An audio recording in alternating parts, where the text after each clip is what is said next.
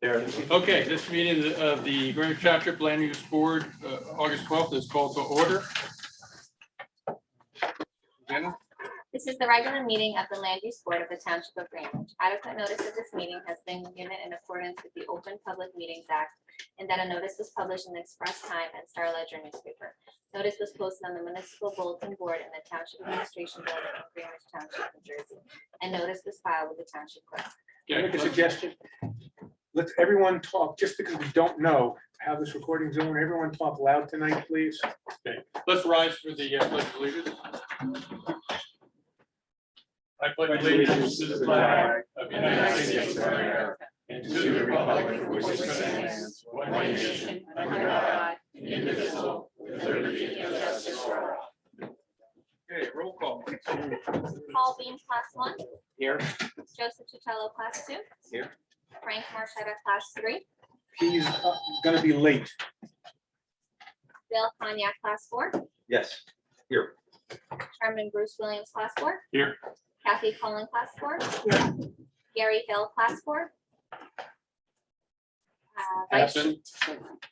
Vice Chairman Mark Scuderi, Class 4. Here. Joseph Biema, Class 4. Here. Andrea Sherlaw, Alternate 1. Absent. Absolutely, she's she's We'll talk recusing herself. Jeremy Blunt, Alternate 2. Here. Pam Peslis, Alternate 4. Here. Board Attorney, Mr. Drill. Here. Board Engineer, Mr. Finelli. Here. Board Planner, Ms. Lely. Okay, now, Susanna, you received a note from Gary Hill that he was on vacation now. So I'd like a motion to excuse Gary Hill. Make a motion. Second. Second. And second from Kathy Cullen. All in favor? Aye. Opposed? Abstain. Okay, motion carries. Can you make a motion to excuse Andrea on the basis for recusing? All right, let's, I'll make a motion that we excuse Andrea, both because she's on vacation and because she's recusing herself from this application. That's on today. And a second? Second. Okay, all in favor? Aye. All opposed? None? Okay, motion carries. Okay, we have two sets of minutes. As you may have noticed after our discussion last month, we've taken a little different approach of trying to shorten up the minutes to basically report kind of what happened, but not a transcript of the meeting. So that's why you're seeing what you're seeing. Of course, if there was anything that was important that you think you needed to be in there that wasn't present, then you should have contacted Susanna, but if you haven't, you want to do that now, then let's do it. So let's cover the May 13th minutes first. Any comments, suggestions, additions? I have a comment. Yep. It just seems to me that we're not giving each section equal time. We have affordable housing, that's got 2 lines, and then wastewater management goes on for a paragraph. That's just. Okay, do you want to make any changes? Anything else? Then I have a motion to, if there's nothing else, then a motion to approve the minutes from May 13th. Motion. Joe Fiami, second. Second. Jeremy. You don't have to, but I think it's easier because there's gonna be some abstaining. because Okay. people may not All right, be there. let's do a roll call on this, Susanna. Paul Beam, Yes. Joseph Chitello, Yes. Bill Cognac, Yes. Bruce Williams, Yes. Kathy Cullen, Yes. Mark Scuderi. Yes. Joseph Biema. Yes. Jeremy Blunt, Yes. Pam Peslis. Yes. I guess there are no abstentions. Okay. Okay. Minutes from June 10th. Any comments, additions, corrections?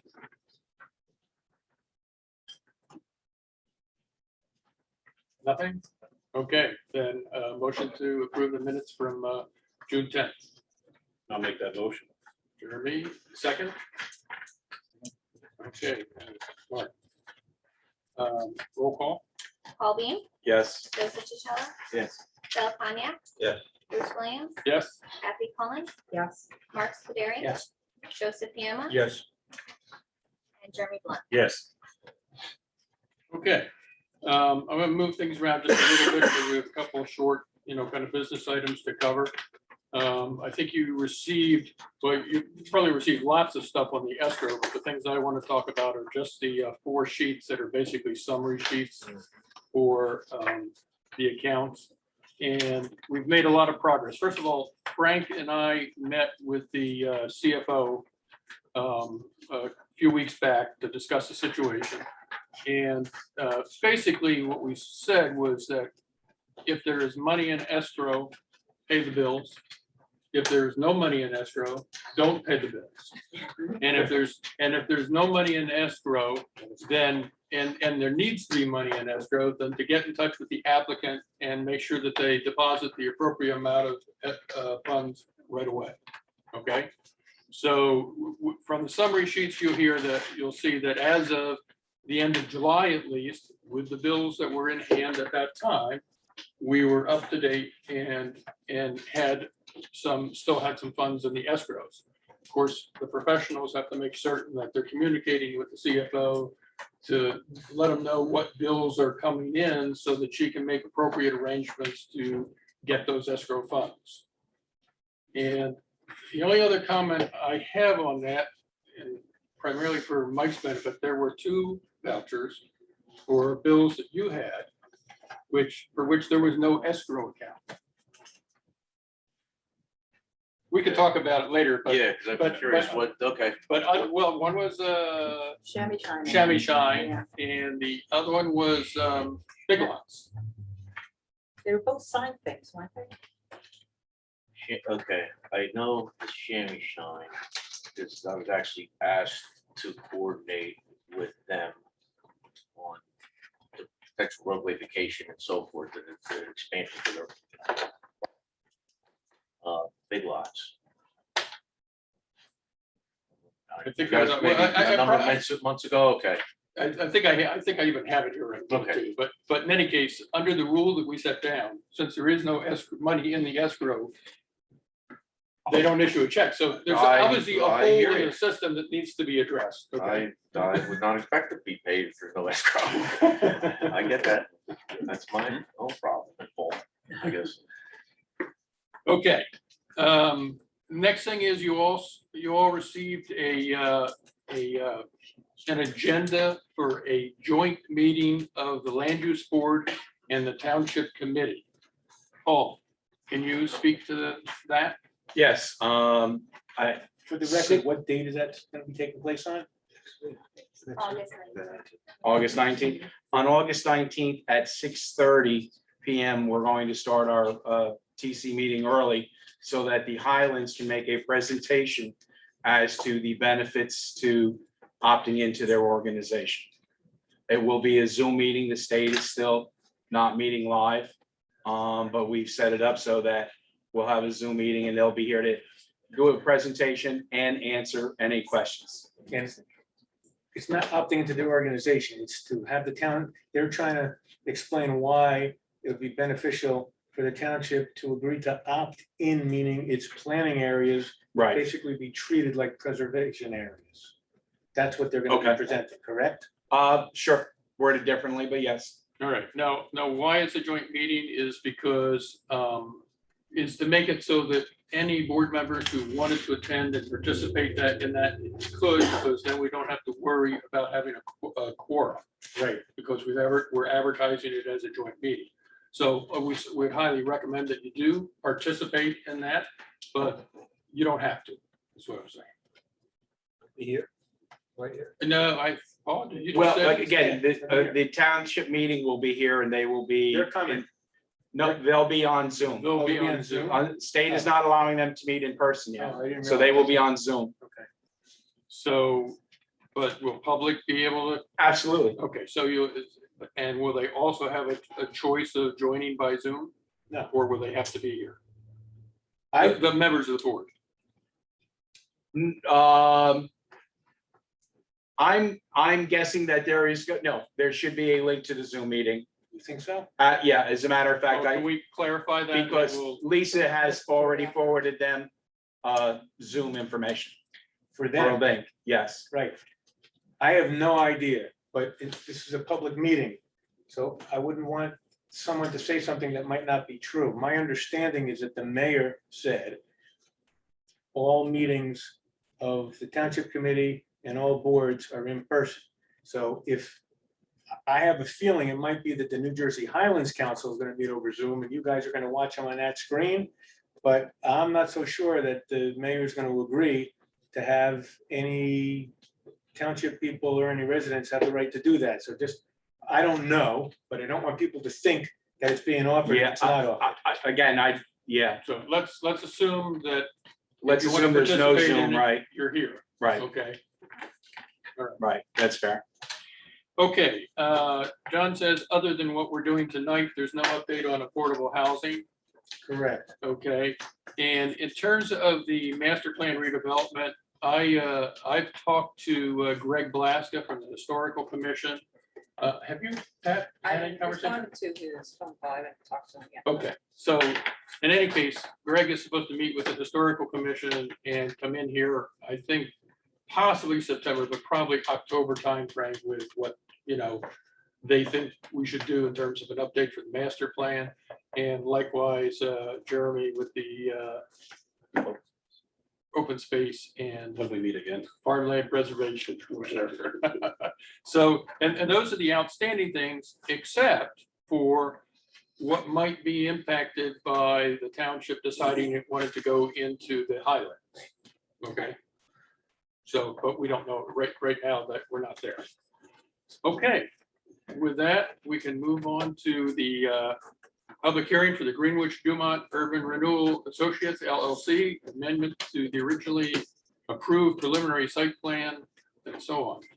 Now, before the case commences, if this case starts, and Frank comes in late, he can listen, but he can't vote. Okay. Okay, so do you want me to see where he is, or because he's not here, do you want to start? Up to you, Bruce, you're the chair.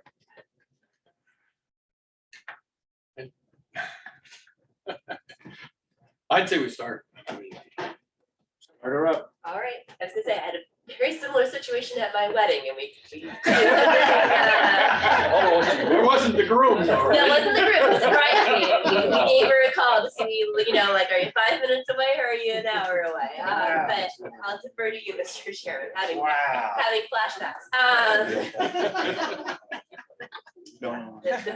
The minister was in favor of going forward.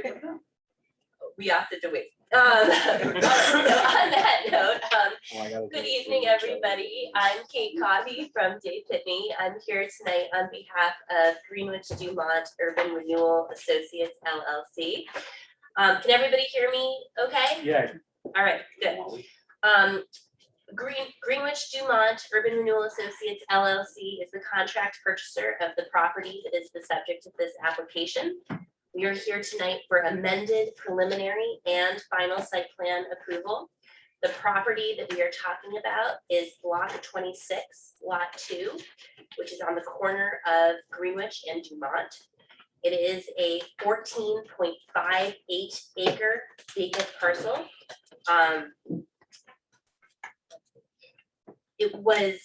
It's currently subject to the MF1 multifamily housing 1 zone, which zoning was adopted on April 16th, 2019 via ordinance 105-2019.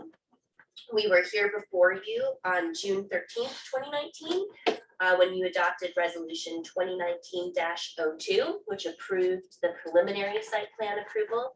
It also granted variance relief. There were 2 variances granted back in 2019. One was a C1 variance from ordinance section 16-19E.6 N as in Nancy, .3, which was to allow no sidewalks on Greenwich Street. And the other variance was a C2 variance from the zoning ordinance setback regulations, which was to permit an asphalt path across the property, cutting across the existing berm to provide pedestrian access to an existing sidewalk on Greenwich Street. We will get into more details if that variance is granted, if, if the township committee approved, right, right, and the township committee has not, did not. and so They're doing like that, but So that variance became null and void. Get used to it. so correct. So we are no longer requiring that C2 variance, which is exactly where I was headed, Mr. Drill. Thank you. We continue to require the C1 variance that was previously granted. Right, and when you say you continue to require it, in my opinion, that variance runs with the land. That variance stands. You're not amending anything to do with that variance. Therefore, you don't need to reapply for that. You have that variance. Thank you. The record should reflect that Frank Marqueta just got in and it is 7:48, and what you missed was the applicant's, you're right in the middle of the opening statement, but he hasn't missed any testimony. Okay. I said, would you like me to No. start over? We haven't gotten too far in. All right, so the variance approval and the time within which to file a final site plan application pursuant to the resolution were extended by this board via resolution number 2020-07, which extended the time to appear before you for final site plan to June 11th, 2022. What's being proposed in terms of the number of buildings and the number of units has not changed. So still being proposed are 6 two-story multifamily residential apartment buildings. Each building will have between 8 and 12 units. It's a total of 66 100% affordable multifamily units. The breakdown of those units is 10 one-bedroom units, 36 two-bedroom units, and 20 three-bedroom units. We're also proposing a community building, which is going to be 2,745 square feet. There was a discrepancy on our plans, which your professionals may have noticed with regard to that square footage. Our engineering plans had a slightly larger number because they were measuring from the roof to be conservative for purposes of their stormwater planning. But for purposes of the actual square footage of the building, it is 2,745 square feet. We are also proposing to install a tot lot, a dog run, parking, stormwater management improvements, landscape buffer, and a freestanding sign. You'll hear more testimony on this, but our plans had shown a basketball court as part of the recreational amenities, and the applicant is going to be removing the basketball court and reconfiguring a bit to add in amenities for children under the age of 5. You'll hear more testimony on that to come.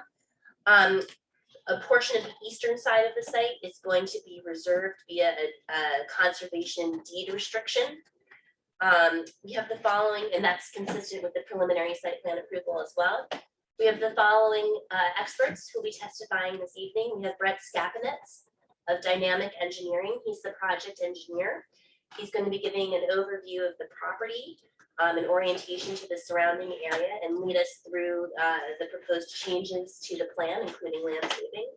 We have Joseph Healy of WRT Design. He's the project architect. He will review the appearance and layout of the buildings with all of you. And we have Craig Paragoy of Dynamic Engineering. He's the project traffic engineer.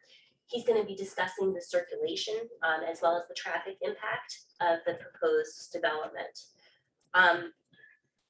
Mr. Drill and Mr. Chairman, I did note that in Mr. Finelli's report, there were 2 checklist waivers that were identified as being new before this board. I don't know if you want to address those now or how the board prefers to handle that. Yeah, let's do that. Okay. I think the 2 waivers were number 29 and number 47. Number 29 was regarding a meets and bounds description for the conservation easement. And what Mr. Pinelli had suggested in his commentary was that that be provided as a condition of approval if the board were to approve us this evening. And that's certainly acceptable to the applicant if it's acceptable to the board. And the other one? The other one is number 47. And number 47 is requesting profiles of the on-site storm drainage pipes, with the exception of the storm sewer connection into the Greenwich street system. That was a new waiver. I think Mr. Pinelli indicated in his report that he was comfortable with that waiver, but of course, we would ask that the board be comfortable as well. Okay, so we have one that you're okay with and one that has to be a condition for fine. Run, correct. Any questions or concerns from the board? Then let's see the Should motion. we, excuse me, Go ahead. John, because this is an amended preliminary, shouldn't all 9 waivers though, shouldn't the motion be to re-grant the same waivers? Yes. Okay. Just to dot the i's and cross the t's. Yep. I'll make a Alright. motion to grant all the waivers. All the waivers in. In other words, Okay, the initial 7 that are still being sought, plus these additional 2. Do we have numbers for them or you Sure. want? I How do can we? list it off if you'd like, Mr. Chairman, I have them right here. So it's number 29 that we just talked about, 31, 42, 46, 47, which is the other new one, 51, 64, 77, and 82.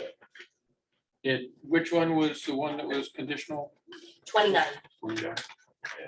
7 of those 9 were previously granted with the original approval. Okay, so I need You a, heard about the other. motion to grant 29, 31, 42, 46, 47, 51, 64, and 77, with 29 being for preliminary only, conditional upon final. If you can, pardon me, Mr. Chairman. Would be- You missed one in your list. We also need 82. And then I respectfully, I think that the requirement would be that as a condition Of of our approval, final of approval. approval, Right, we would satisfy 29 as part of our resolution compliance. So you've got that? yeah. Could we repeat what was 29? Sure. 29 is requesting a meets and bounds description, the legal description of the conservation easement area. 77 and 82, I don't see it on Mike's. Go to page 4. Page 4. Bruce. Page 4. Oh, I mean, There it is, Bill, yeah. excuse me. Page 4 Page 4, on the back. yeah, 70. They're numbers Oh, okay. 8 and 9. Yeah. Same.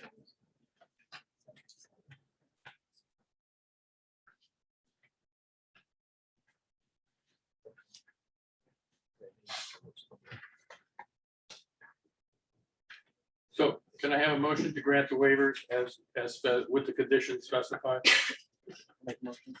Second. All, roll call? Okay, roll call. Paul Bean, Yes. Joseph DeCello, Yes. Frank Marchetta, Yes. Bill Tanya, Yes. Bruce Williams, Yes. Kathy Cullen, Yes. Mark Scuderi. Yes. Joseph Fiamma, Yes. and Jeremy Blunt. Yes. Thank you. Thank you. Thank you for bringing it up. I didn't Thank realize you. it. John, Appreciate it. should be a motion, you should be a motion to deem it complete.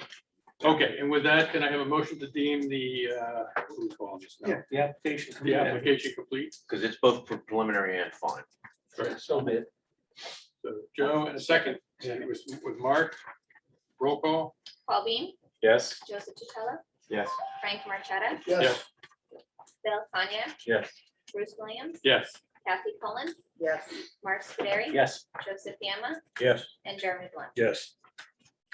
Okay, motion carries. and we're remiss in announcing one thing, and that is that prior to the start of the meeting, we swore in Bill Cognac as a regular member to, and his term is the remaining term of Ray Buckwalter, who had resigned. So Bill is no longer an alternate. He's a regular member now. With the same thing. Double the pay. Yeah, double this. Okay, with that, I think you could proceed. Okay, thank you very much, Mr. Chairman. Our first witness is Mr. Skapinitz. So Mr. Skapinitz, I'd ask you to join me up here. I want to get everyone sworn. So Okay. can anyone who's going to testify, please stand up, including both the planning expert and engineering expert. And I'm going to ask everyone to identify themselves and spell their last names. We're going to go like this, like that. So, Brett. Brett Skapinetz, first name is Brett, last name is Skapinetz,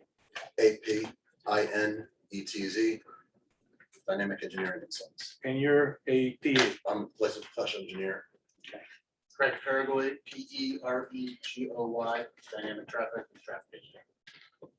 Can you also be? Yes. Joseph Ely, Healy. I'm a licensed architect with WRT. Mike Finelli, land use board engineer. Also. Okay, can everyone raise their right hand? Does everyone swear or affirm the testimony you're gonna give in this matter will be the truth, the whole truth, nothing but the truth? I do. Okay, Mr. Scavin. If I stand here, can everybody still hear me? Okay. yeah, by the way, that microphone is totally not connected to anything. Oh, The reason I said speak up, everything is the owl. okay then, I'll feel free to move around. Give you some space. All right, so Mr. Scavin, if you could please introduce yourself to the board and the public and tell them about your experience and credentials. Sure. Again, my name is Brett Skapinetz. I'm a director at Dynamic Engineering Consultants. I am a licensed professional engineer in the state of New Jersey as well as several surrounding states. My license is still current. Testified before over 150 different planning and zoning boards on applications such as this within the state of New Jersey. In fact, I was the person who testified on the preliminary application, which was granted approval a couple of years ago. We'd ask that Mr. So, Skapinetz be accepted as an Board expert. members have any questions regarding his his qualifications, sorry. And then,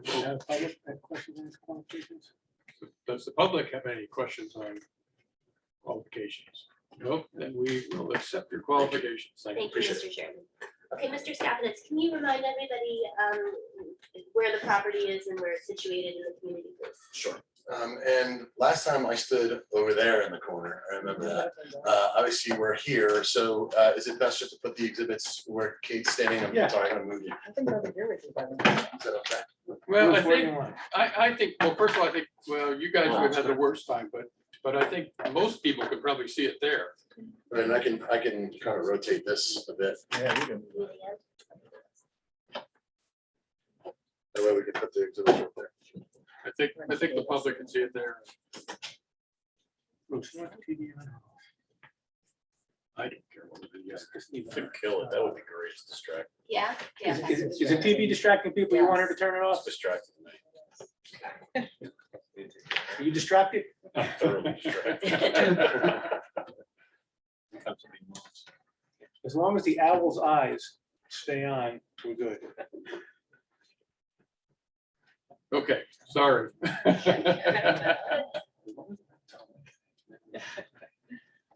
Okay, so I do have up on the board my first exhibit, which actually is the same sheet within the site plan set. Sheet number, I'm trying to confirm, it's number 2. This is the aerial photo of the site. Right, and it's the same, other than the fact that on some people, they have a smaller one, some people have the same size, correct? Right. So there's no reason to mark it because it's in the board file. That is correct. That's gonna be a demonstrative exhibit, which you can take home with you. And so what I've, in this exhibit shows the property dead center in the plan, which, as Ms. Coffey indicated, is the lot of just over 14.5 acres located in the southeast. I'm calling to the left of the plan north. So southeast corner of the intersection of Dumont and Greenwich. It's obviously a cultivated farm field, as is happening today. This photo is from about 2 years ago. With it just to the west, obviously, are is Lowe's and retail centers. To the north and to the east, residential. To the south, additional farm fields. Really, with regards to the site itself, it has no other real access points to the site. There's sidewalk that runs along Dumont. There is no sidewalk right now that runs along Greenwich. Basically, just an open plot of land. One of the unique features, which was subject of the preliminary application that we did talk about, was how, I guess, as a part of the development, the residential development to our east, there is landscaping and berms, which is the strip of green space within our property that's shown. That we maintained under preliminary, we're going to continue to maintain and actually, and obviously enhance under final. So unless there's any questions, I'll move into the proposed plan.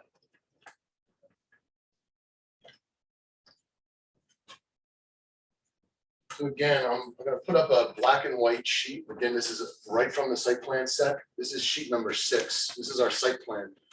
The reason I'm doing this, and before I get to a colored rendered version of the plan, is because of the couple change that Ms. Coffey mentioned that we were looking to make, which is the removal of the basketball court.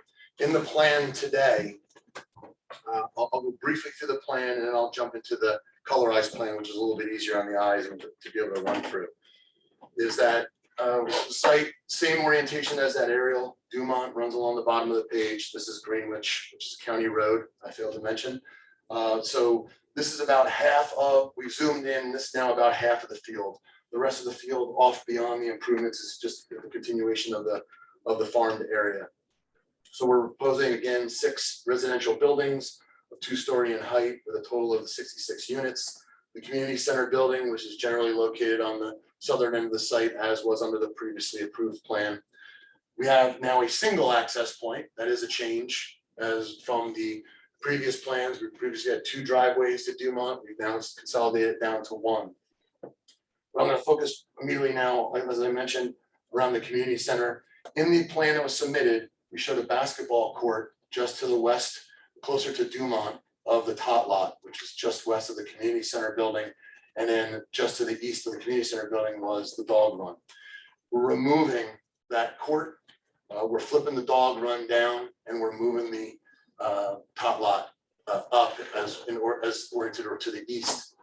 You have you're gonna have an exhibit showing that? I'm gonna pause in a second. I think we're keeping the top lot that's shown and we're adding an additional play structure for children under the age of 5. That's correct. Yep, Okay, so you're keeping the tot lot and adding, let's call it a toddler lot. correct. So, right, so just kind of, and there is another exhibit, but Yep. just to be clear, so where the basketball court is shown on this exhibit, that's going to become the dog dog run, run. correct? That's correct.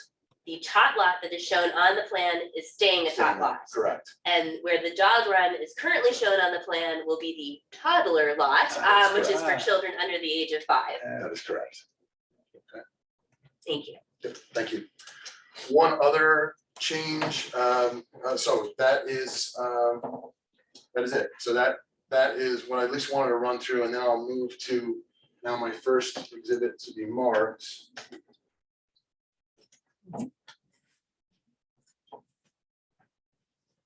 That's whatever exhibit you're gonna mark it as exhibit A1. Right. And what is can you mark it in the lower right-hand corner, and what is the caption in the lower right-hand corner of that exhibit? The caption is site plan update rendering with a preparation date of today, 8/12/2021. Site plan update rendering. Correct. Okay, and either tomorrow or early next week, can you email a copy of A1 both to the board secretary, to me, and to the board professionals? Yes. So, talking to now site plan update rendering, this is the colorized version of exactly what I showed before, which shows the removal of the basketball court, the dog run now in that location, the tot lot, then the community center building. There's a patio just to the east of it. We haven't quite designed the toddler lot yet, But have that'll you, be just immediately to the east. but is it noted on that exhibit? It is not, that is not at this Can you time, take a that will pen? need to change. Can you take a pen right now and draw the approximate location in and draw a toddler lot on it? And when you send the exhibit into the board secretary and all the board professionals, make sure that the exhibit you send has the toddler lot located and labeled. Understood. We will do that. And I have said, per your direction, I have done that. I've marked in blue pen toddler lot in that location. So to run through the plan itself, just briefly, the 6 buildings, which is it's varying. Our architect will talk a little bit more to the buildings themselves, but we have 1 building with 8 residential units, 3 of them have 12 units. 4 of them have 12 units, 1 of them has 10. And we have the community center building, which is the 2,745 square feet. Each of the buildings is just under the 35 feet in height, which is allowable per code. And we have no setback or any other bulk variances here in this plan. This is a fully conforming plan when it comes to coverages, setbacks, and so forth. Going back to the access point, so we have the single access point at Dumont now, which is divided inbound and ingress and egress lanes. There's a landscaped island between there that runs the majority of the way of the throat of that drive before we get into the point where we can either turn left to circulate clockwise around the development, or to continue straight and continue counterclockwise to the development. That full movement allows for ease of circulation for all types of vehicles, emergency garbage trucks. We run the fire truck through there and it runs through fine. The driveway is a 24-foot wide two-way driveway all the way around. There are 132 parking spaces proposed. This fully meets RSIS, the Residential Site Improvement Standards for the state, which is the guideline for these types of developments based on the number of units. And that includes the number of handicap parking stalls that are necessary based on the total number that are provided. And those are areas in blue. So we've distributed those ADA accessible spaces around each one of the buildings. Each one of these buildings will be served by utilities. Let me go back to sidewalks. We have the sidewalk along Dumont. We proposed in the site plan that was submitted, a sidewalk that ran along the northern end of Dumont, which then connected to sidewalks that ran around all the buildings on the site. Since we did have time in preparation of this exhibit, and we caught the comment on adding an additional sidewalk on the south side of Dumont, we do show that sidewalk along the south side of Dumont in this exhibit. So Excuse me, that's our comment, I know. Where? It goes from where? It goes from Dumont to where? Where's it goes from Dumont and then it runs up and it connects to the sidewalk that runs to the community center building. Okay. Like, that's what your comment wanted, So, right? yes, it's hard to see from here. Right, yeah. So, just for clarification. So that covers circulation. I was getting into utilities. Utilities will be provided to the buildings, water, sewer, gas, electric. From a sewer standpoint, we're proposing a pump station that will take sewer flow and bring it up Greenwich Street and bring it to a town easement, a sewer easement that is located just to the east along Greenwich Street. And we will obviously need to obtain necessary local and state approvals, particularly a state treatment works approval for the extension of that sewer, which we'll work with the utility authorities to apply for. So from a lighting landscaping standpoint, lighting, we're proposing about 50 LED fixtures throughout the plan. These are single decorative type LED fixture that are about 15 feet in height. So 15 feet in height is pretty, it allows for, that's why we have about 50 fixtures in the site, because normally you would see fixtures about 25, 30 feet in height, which are a lot more ominous and provide a lot more throw, and to minimize the amount of fixture. We're bringing those down so that way the impact of surrounding neighborhood and roadways is minimalized or even negated. In this case, I believe we're in the negation category. We meet all of your lighting standards with regards to this design. We don't have any spillage that will impact neighboring properties or even the roadways, Dumont or Greenwich. From a landscaping standpoint, we're taking a farm field and we're really adding a lot of landscaping to this plan. Every one of these larger circles and smaller circles throughout is a plant that includes enhancement of the buffer that currently runs, as I described earlier, along those berms that protect or prevent the view to the neighborhood to the east. And we've continued and run that extensive landscape planning. This is a mix of deciduous and evergreen trees, staggered evergreen trees that runs along that entire length. to enhance that buffer even further. And then obviously providing additional landscaping within the site, between the buildings, within the yards of the buildings, out and around the play area and the community center. In terms of just numbers, we're looking at 101 shade trees, 160 evergreen trees, and 59 ornamental trees.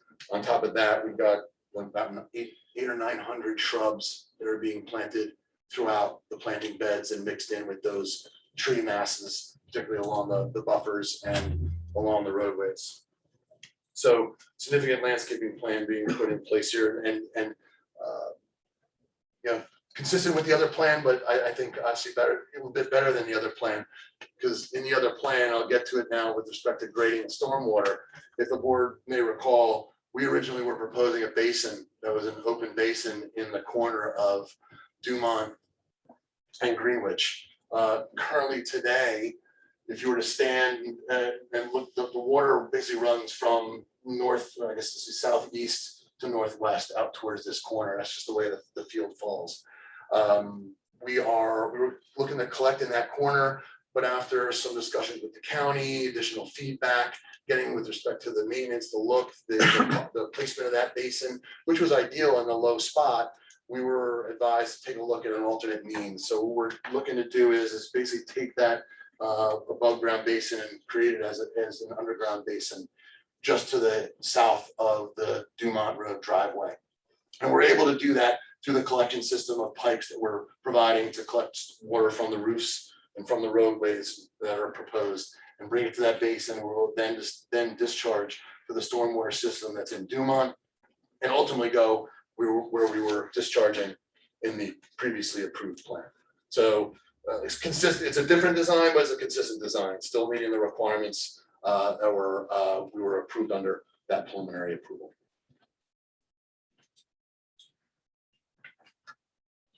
Signage, we do propose one monument sign that meets your ordinance requirements that's located right to the north of the driveway. That will be a monument sign that will have illuminated channel letters on its face. Is the message for that sign established? Yeah, Tell it'll the be board. it'll be Willows at Greenwich. And then from the standpoint of outside agency approvals, we have submitted to the county planning board.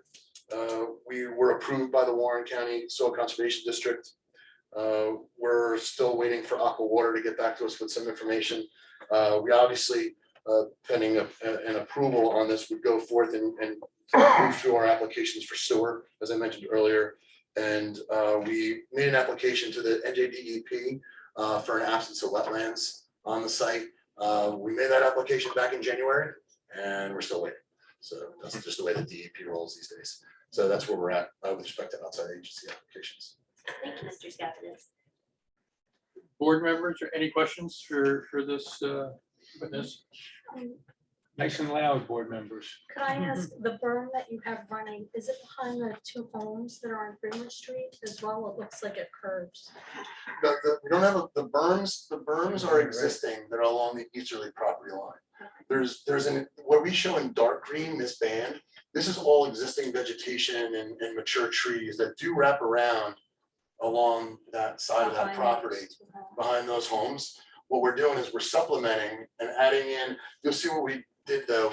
You can see the trees a little bit more spread out along this band, and that's simply because of the mass and the berm that's and what's going on with the vegetation that's here. When we wrap around here, we really consolidated and clumped together the landscaping to provide a more effective buffer against that existing vegetation on this end. So was there any consideration for a berm against those two houses there? No, there wasn't. One of the issues I have here is that with the stormwater run, I mentioned before, it's running in this direction. There is water that's coming from here that I need to capture. And what I've done is we've created a swale that runs through here and brings water right over, just as the path my hand's moving in the grading plan. It runs around this way and I don't really have, I need to be able to capture the water and run that swale. I don't have a lot of room, really any room to be able to create that. berm, but that's why we enhanced it and added in the additional landscaping in that location. But those two existing homes are totally exposed to everything that's there. There's some vegetation there, but in the fall, that vegetation is likely gone. Right, which is why we clumped together the evergreen mass. So this is primarily, with the exception of the 3 larger circles here, these are primarily all evergreen trees that are staggered and all clumped together. So we're having at planting trees that are roughly 6 to 7 feet in height. That, remember too, this is up higher. Okay, then as we drop down, the grade also drops down through here. So the view with the trees in that location provides a more effective view, because ultimately you're looking down through those trees versus looking up, if you follow, as the So you're grade saying drops through the here. 2 properties are higher than the rest? These are higher. Oh, these properties are higher than the By how many properties here. feet? And wasn't the finished floor also dropped on the current plan for the new buildings versus the finished floor of the Yes. prior plan? Yes, So they do. you Because dropped the buildings building. are pushed closer to Dumont because this property drops down further. Yes, Yeah. the first floors are lower than what was previously approved. So the buildings are in essence be a little shorter or not as quite as tall as what was originally approved. So what sheet of the site plan shows the landscape plan? So you can actually see the smaller evergreens you're talking about. Would that be sheet 12 by any chance? That would be sheets. Oh, that's correct. So the question was asked though about Take a look at grades. sheet 12. Make it the big ones. Here, if you give me mine back, here's a mini. That's small.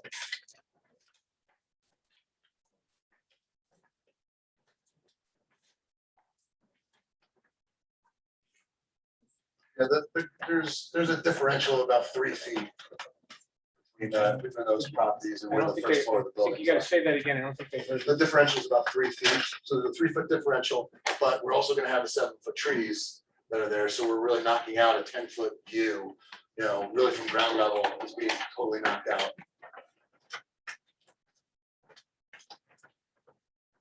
Any other board members have questions? Uh, The top lot, Yes, why aren't both of them together? The toddler lot and the tot. Because if I have 2 kids, a 3-year-old that wants to play here and a 7-year-old that wants to play over there, I got a building in between us. How am I gonna watch both my kids? Yeah, I would agree. I would That was gonna agree. be my comment as well. I think that the playground should be, because one of the comments that we had made was providing additional play equipment for anybody under 5, but they should really all be together. I don't think we need to make a separate space. for the so, toddler. so we have the ability to do, I'll leave it to the board, because I have the ability to shift the building and just leave the top lot towards the front and just add the. No, I would. Yeah, put it, or we'll put it right, we can put it right next to it. We'll put it right next to it to the south. I would put the building further towards Dumont because I don't want traffic to really see what's going on in the playground. You never know in today's world, you know, you want to buffer your children from the street. So put the building further south or further west and the 2 lots further east. That was our suggestion as well. I think from a Is it safety okay? perspective. So it's dog run, and then- community center, 2 tot lots, Two top lots. right? Going Yeah. from west to east, So now you right? have a dog and 2 kids and you're split. Well, you can leave the Nothing's dog. perfect. The dog can go. Well, why is it all being Yeah, so Dogs just, can take care of just themselves. for the sake of the record, what the applicant will agree to do is to have the community building be closest to Dumont Road, and then have the toddler lot and the tot lot together behind, well, closer towards the berm. And that will be the final configuration, and thank you for the suggestion. 2 more questions. Wait, I Well, gotta get these down. These have to be conditioned. Move community building closer to road. Locate the tot lot and the toddler lot The toddler lot and the tot lot will be located adjacent adjacent to the clubhouse, but on the berm side of the clubhouse. East side. Away from the road. Adjacent to clubhouse on burn side. of clubhouse. Would it be helpful if we draw on the Yeah, exhibit? it would be very helpful if at the break, you put a piece of paper, a sketch paper over that, draw the thing, call it exhibit I'll make A2, marks, I'll make marks on it that shows it where to. Yeah, it's, okay? Other All right. questions? Bill? Another one?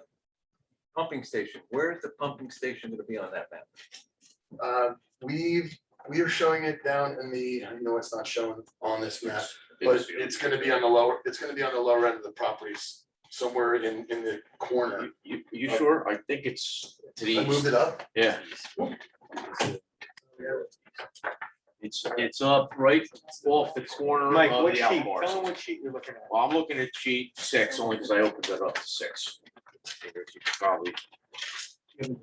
You can also go to 9, obviously, that'll really show. it. Yeah, it's located right here where my finger is pointing. So my finger's pointed right here is where the pump station is located. And just for the sake of the record, the here that you're pointing to Is to is, the east of building 4. If you look at sheet 6, it actually says proposed pump station. Yeah. Pad. Right. I assume the pump station is gonna be on top of the pump station pad. Well, the pump station, yeah, the pump station, most of the pump station will be down below. Okay, Correct. okay. And how big is that, the pump station? For something of this size, we're talking about at most a 10-foot by 10-foot area. So it's a very small area. And that how takes up- high is it? Well, it's underground, he's saying. Oh, it's The underground. pad- The pumps- pad the is pumps are all on top. underground. It's underground. Oh, Right. okay. That's good. While we're on sewage, is the town gonna have to build one bill to this development or 66 bills? How is that gonna be handled? It would be one bill. Okay, and In other words, Bill, Yeah. Bill, there's a landlord here. right, Correct. okay, so one bill to that later. Okay. That's it for now. Joe, did you have something? just to elaborate, so that's the owner, meaning the landlord, pays the water and the sewer bill. I'm curious about the Joe, comment can you earlier. talk louder? Sorry, you mentioned application to NJDEP for absence of wetlands. What does that mean?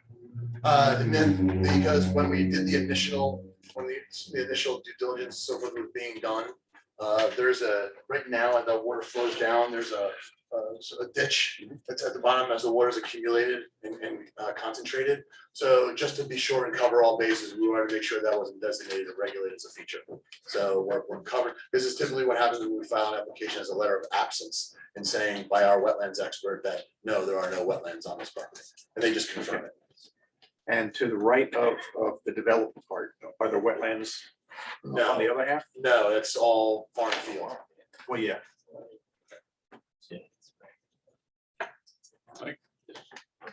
Yes, thanks. All right, couple of things. And Mr. Scapin, we've talked sewer a little bit there. They did send a TWA application to our office a while ago, actually. Kind of get that process going, because that's actually has to go through the township committee. We responded, and I guess we're still waiting to get, I think, have you guys resubmit. So, okay, that process is started though. And one important thing, and I'm surprised you didn't mention it, actually. I have a few comments in my report relative to the new stormwater management rules and or the corresponding ordinances. In March of 2020, the DEP established new stormwater management rules, required township and municipal compliance by the spring of this year. There was an ordinance adopted by Greenwich a few months ago. I think it was in April, was actually adopted. April 15, There you go. 2021. April. Ordinance 102-2021. So we have a few comments in the report that talk about compliance with the new regulations. Right. And that can be problematic, actually, because we're dealing with it on a couple of our own projects. I'm doing with them on a lot. Yeah, no, it's Yeah. because there's a component of this is called green infrastructure. And these are different BMPs, best management practices and stormwater improvements and devices and plantings and so forth relative to green infrastructure compliance. Okay. Yeah, I'll get to the point. Yeah, Does it, does it Well, comply? No. And I said they needed to, he said Make they it applied, comply. but what he's trying to But- explain is why he's changed his opinion.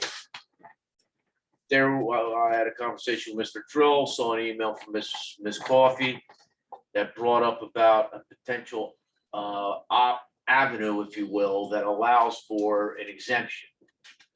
It does appear that this qualifies because of the fact of being the amended preliminary and some other things such as a little less impervious coverage, a little less stormwater. And those are, when I say little less, I mean little less, but they're less, needless to say. So there's like 6 or 7 items, all of which are either not applicable or are in compliance. So I basically am telling the board that some of those comments really don't apply anymore. But in closing, I think you still are gonna need to send the plan to DEP to get them to acknowledge your non-compliance. I disagree. That's actually not how, because I've gone through this before. It stays on the local level. So. Well, we that's checked- not the way I'm reading the regs. Okay, the way I read it, it stays on the local level, and again, the fact that we had the preliminary in beforehand and done, that there isn't a need to go ahead and make an application or make an identification to the DEP from our standpoint. All right, so to avoid an interesting debate with you, which I would enjoy actually. Would the board be satisfied? But we would not. Well, that's why I'm gonna make the suggestion. Would the board would be willing to just accept that Brett and I work this out? If I turn out to be right, which I think I am, then they have to supply the information to the DP and get the DP to approve the violation. If he's right, I stand corrected and end the story. But who's the referee? Well, the state's gonna be the referee, because I'm gonna call.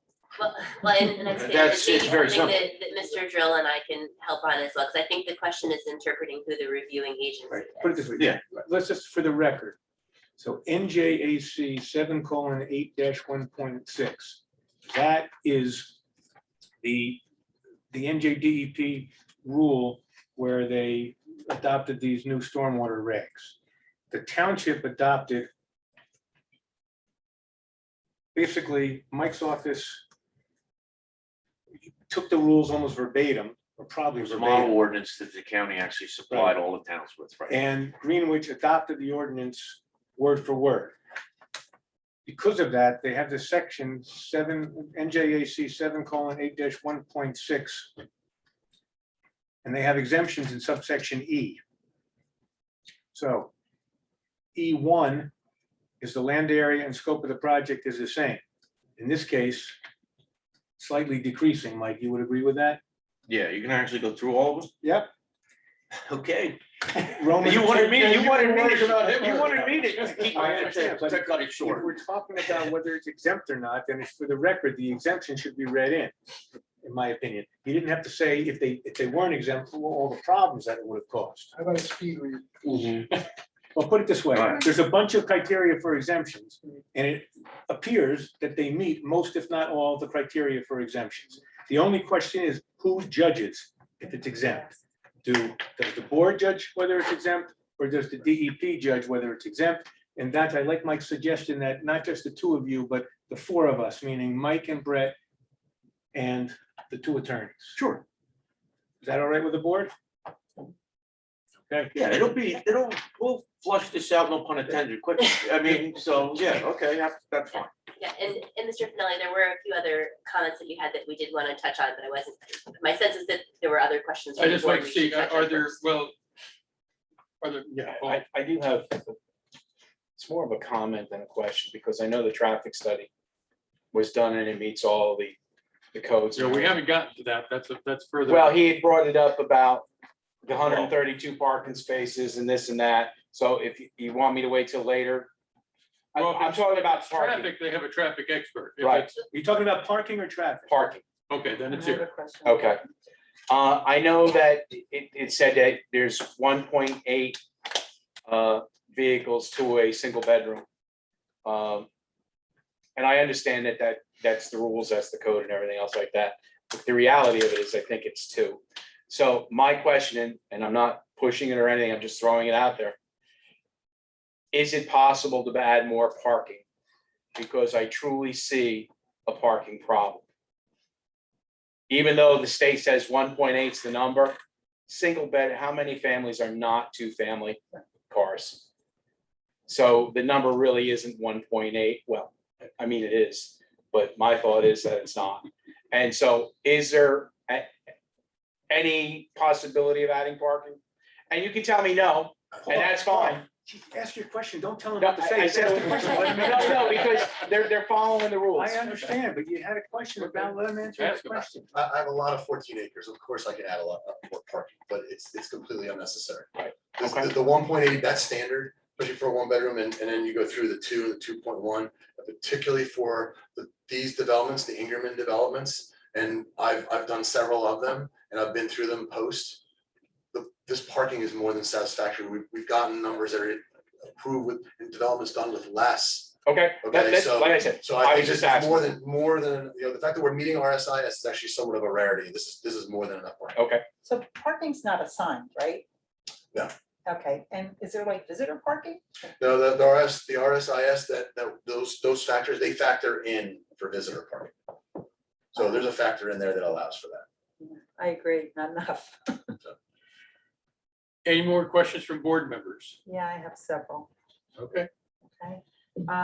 Why was the basketball court removed? It was just a decision not to have that, just focus on having the hot lot and the dog Yeah, park. it seems like you've got stuff for the younger kids, but nothing for more than tots.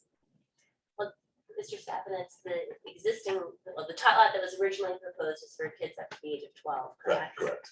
And my understanding is that there's other facilities available for teens in the community at large, correct? That's my understanding. Yes. Can I just piggyback on that question that you Sure. had?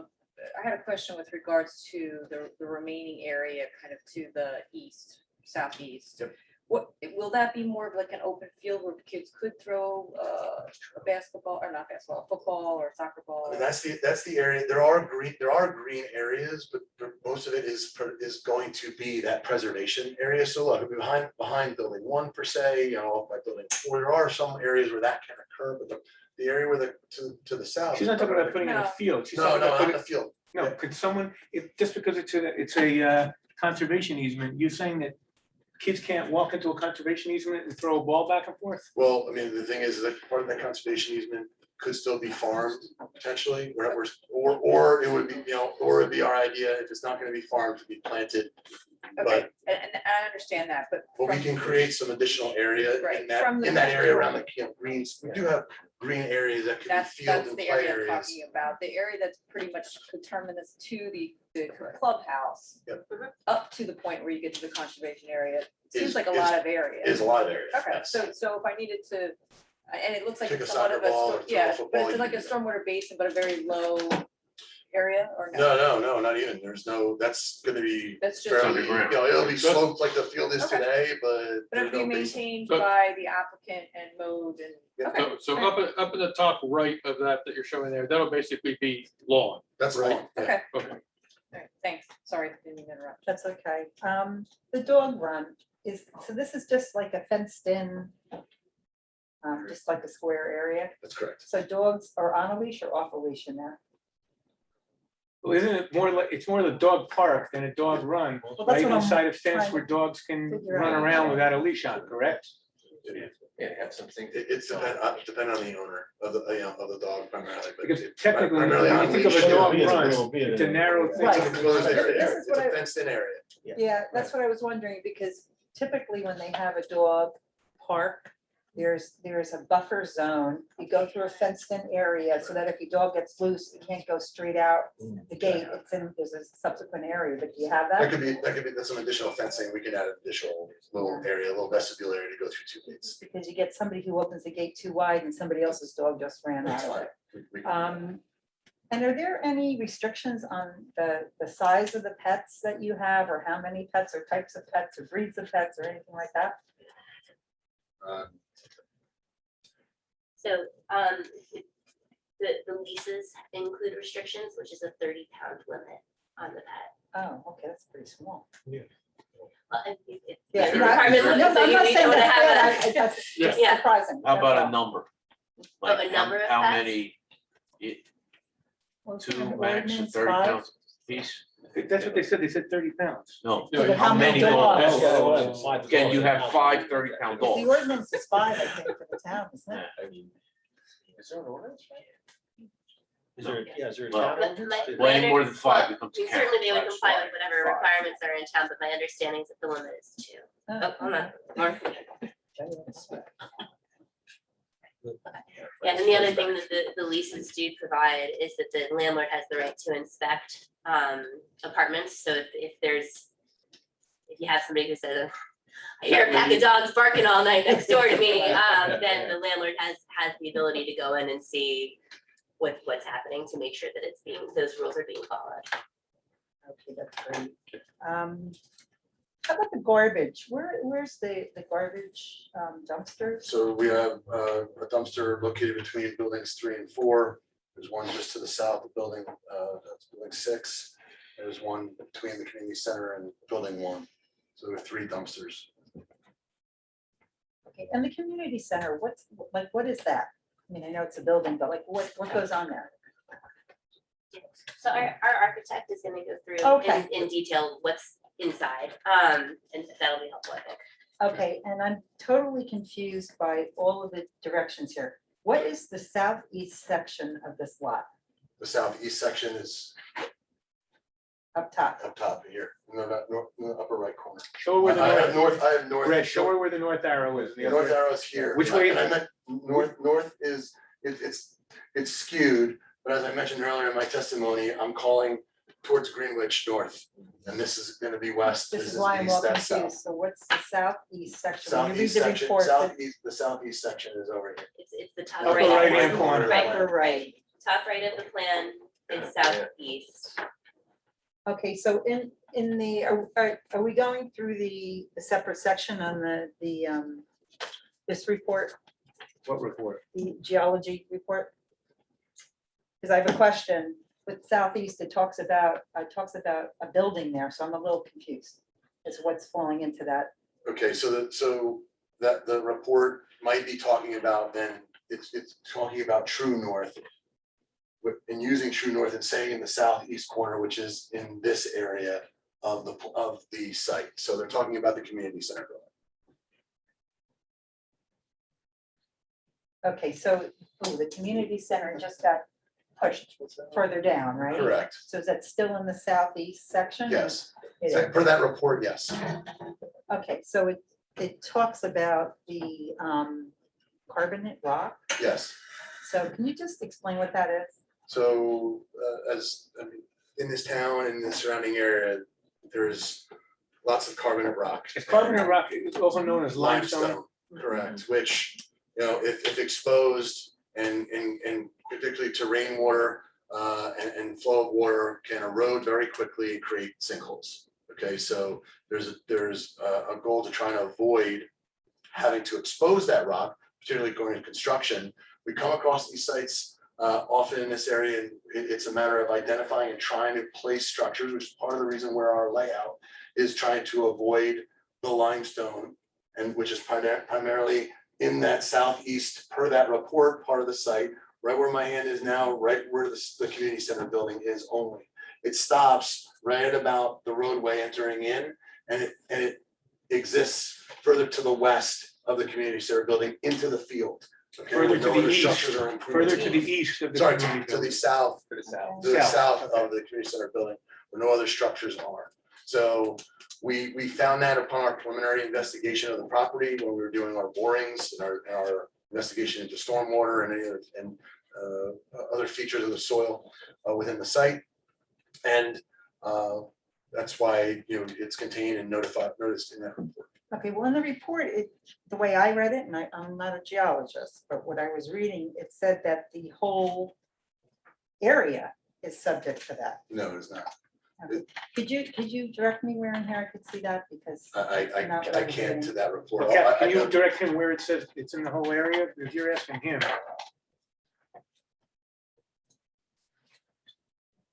What page you on? the area of the subject site, I'm on page 2, is within an area underlain by carbonate bedrock. There's a risk of potential sinkhole formation.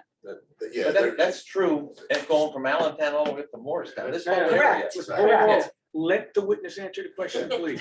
right. That's exactly what it's saying, is that the area, as I mentioned, this area, the region around here, has that limestone carbonate rock formations all around, which is why, as we advise our client when we started to do the due diligence, we knew that. And we said, let's go do some additional borings, some additional testing to identify whether there are areas within this property. Not all of them do. It's spotty. It doesn't exist on every single lot. And we found that through the borings in the area that we did, we didn't find any existence of that in the area where the majority of our development is, but did see it in the center of this lot, which is where the community center building does happen to fall on a portion of that roadway.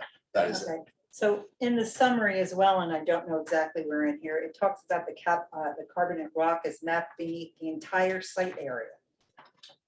Mapped, correct. Again, there's mapping, but again, it's down at a higher level. So we did not find evidence in our testing, which is down at a smaller scale. So Is I'm it a little safe to build confused. on? Is it safe? Yes. We're good? it is. Yes, Yeah, we're Okay. good. But the point I was Checking out. I just trying wanted to to make make sure. is, it seems Started like to this freak is, out. the entire site has this, and the southeast corner particularly pulled out that may have more pockets that they've identified, but that there's a grouting solution to it. This is the way the reports are globally, again, I can just go back to the fact that globally around here, that there's the existence of it. We did our due diligence. We found that there are pockets of it in the middle of the site. The rest of it does not have it based on the evidence we found. But in the end, the site is safe to build on. There are plenty of techniques. Should we, during construction, come across additional pockets that weren't found in our additional investigation, we will remedy those as we need to. And Mr. Finelli, I know, who is an expert on this in the area, and noted in his letter that he wants us to be sure that we were going to basically be, during construction, monitoring this and taking the proper precautions in our construction of the site and identifying any of those areas should they pop up. Completely agree with them, and that's what we do in these areas. Yeah, no, and I Kathy, understand that. just, so you know, every house in Kennedy Mills, Has it? I know. they grouted under the foundations of every house on our development. No, and I'm not questioning that. What I'm Just Kathy, questioning one other is, thing. So item 53 in Finelli's report says, last sentence, we recommend that the approval be conditioned on the developer retaining a geotechnical engineer to conduct testing during construction. Mhm. And what I didn't say, but Kate has heard me say in many other municipalities, unless there's an item in either the engineer's report or the planner's report that you note to the board by item number that you either don't agree with or that you want to clarify, if the board grants approval, then that's going to wind up as a condition in the resolution. So this would wind up as a condition in the resolution. Do you guys, I'm just curious, you guys, I assume, have no problem with that condition, correct? You're getting ahead of us, but we do agree that we will have a Yeah. geotechnical engineer on site during construction, and it was in our experts report as well, and we would certainly comply with that. And what about 54, when he suggests as a condition of approval, requiring the preparation of subgrade soils for construction of foundations and floors of the proposed buildings and paved areas be in accordance with the recommendations in the phase 2 carbonate rock study? I assume you're also going to agree with that? Yes. It's their study, so. So Kathy. I have, Right. I have one more Yeah. question. Okay, Okay. I want to give some time for the public too. Yeah, so my question is, out of the 14 acres that this whole site is the whole 14 acres buildable because you have remedies for any kind of pockets of I whatever? would say yes. Okay. Even the areas that were identified in there, if could potentially be built on.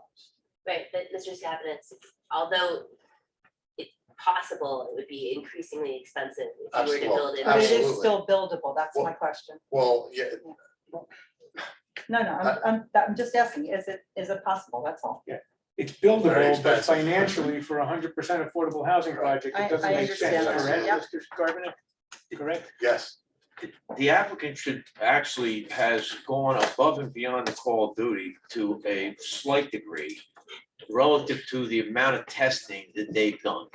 So they've got a lot better handle on the geotechnical and the substrata and what they're dealing with from a foundation design and geologic formation than most builders.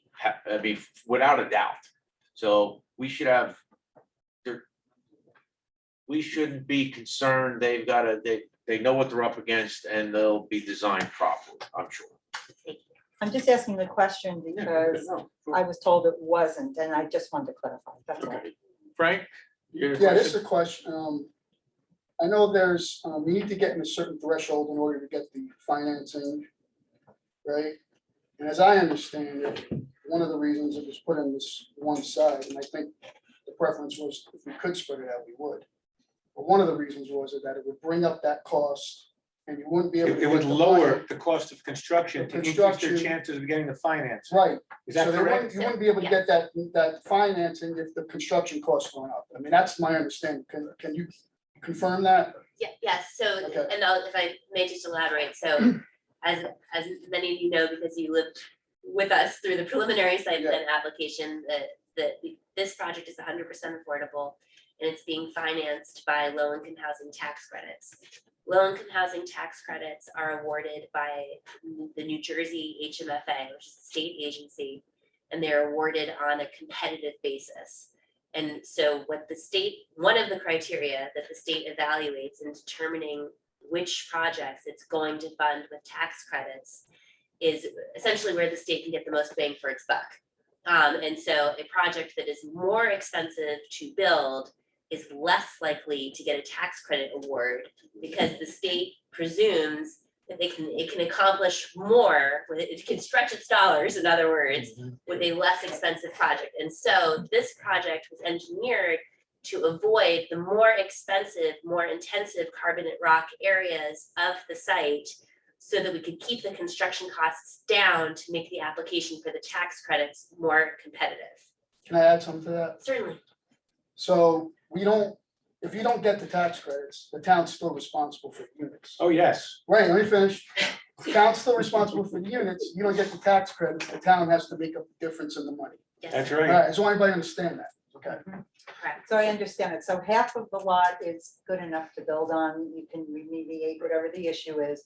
The configuration is a preference being instructed as to where to put stuff to make it look like it is. But it's half the lot that's the better to build on. Right, it's the half that frankly is more affordable to build on Right. to rather than have to do the extraordinary measures that would be necessary to build on the more carbonate intensive side Right, of the so where property. where the community center is, that's gonna need a little extra because of Correct. where it's located. Correct, TLC, exactly. some extra TLC. But now that that gets moved down, it might not be as bad, or no, it's still in that, it may, Corner. it may or may not be. Again, it's gonna come down to. when you go in. Right, and that's part of why Mr. Finelli's suggestion was such a good one, which is to have somebody on site when we're building so that we can really react to the conditions as we see them when we're building. And that's something our expert recommended as well, and we would want that to make sure that we're doing it the right way. Okay, Kathy? Okay. Are there any members of the public who have questions for this witness? No? Okay. Mr. Chairman, should we touch on the review memoranda that we received from your professionals before we have Mr. Stepanitz said? You want to do the engineering with Mr. Yep, that's So right, again, so, If you agree with a comment Mhm. and the applicant's willing to have that comment become a condition, don't mention it, fine, okay? Yes. Only those items that you don't agree with or you want to clarify should you mention. okay. So as Mr. Drill said, we agree with all of the comments, but we wanted to provide some additional context on the following. The first comment that we wanted to touch on was 8C. C as in cat. This is regarding the hours of the lighting on the property.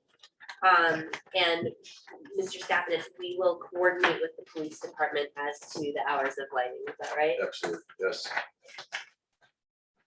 The next comment that we wanted to touch on is comment 25. Excuse me. Oh, certainly. 8C on page 5. Yeah. Mike, your third sentence says approval for the lighting to remain on is required to be obtained from the chief of police. What they just said was they agree to apply and get the All approval from the right, chief fine, of police. fine. Yeah. We're good. It Yeah, does say we'll work that. with them. fine. The applicant will want some lighting Yep. on for safety, but yeah, cool. Okay, number 25 is where we're headed next. This is a question about how a garbage truck is gonna access the dumpster that's located at the corner of building number 6. Mr. Stafford, can you explain, please? You're gonna have someone on staff that will be here to be able, it's private hauler, knowing that will pull the dumpsters out so that the truck can pull those dumpsters from the trash enclosures. So they're not some of them can, two of them can be accessed for the one that couldn't or has difficulty too, they'll be pulled out, probably be pulled out for all of them. Can I interrupt on Sure. that, just because I do have a question on the refuse disposal locations and access, pedestrian access, that's one of my comments, and since we're talking about it. Is there a way that we can maybe relocate some of these refuse disposals to get them further away from the residential buildings? You have some other space in that area along the driveway, and just curious if we can start to look at, I mean, the one on the access road is probably within 10 feet of the building, and then the one in the corner, and I don't know what building numbers they are, between building 5 and building 4. It's tucked in there and it's pretty close to the front doors of building 5. Loud, noisy, smelly.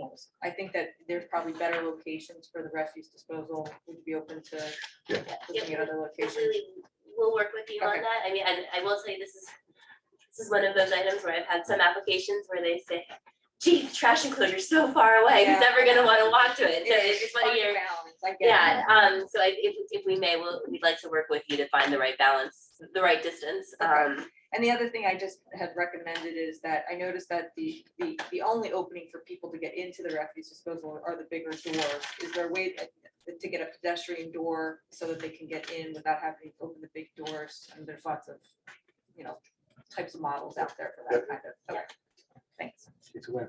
Relocate refuse containers to satisfaction of board planner and add pedestrian access door. Right, and Mr. Joe, I think that was one of the comments that we were going to say we were going to comply with in Ms. Newton's report, so we'll get there. But she did have it in there and we were planning to comply. Yep.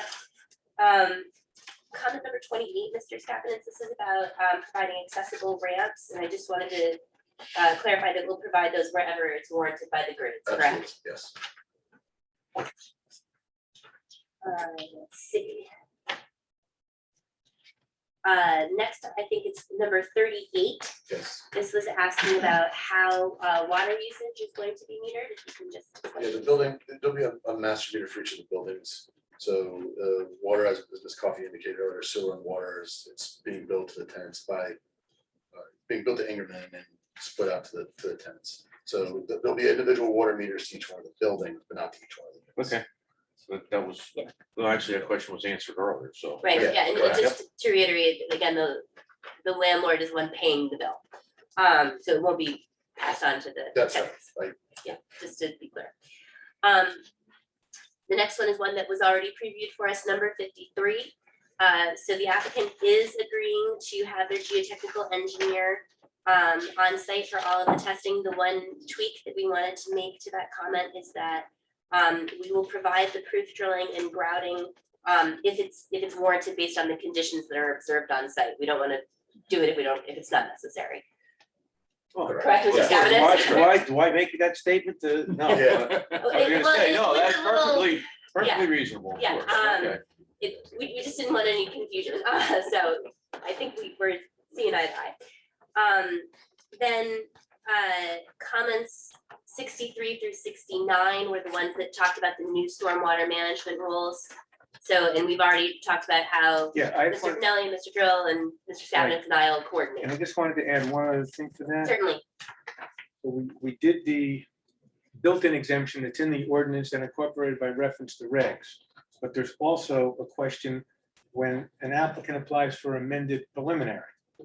There's case law that says if there's a substantial change, you need an amended preliminary. Okay, there was a substantial change, you needed amended preliminary. But just because something's a substantial change doesn't mean the application is viewed as a new application.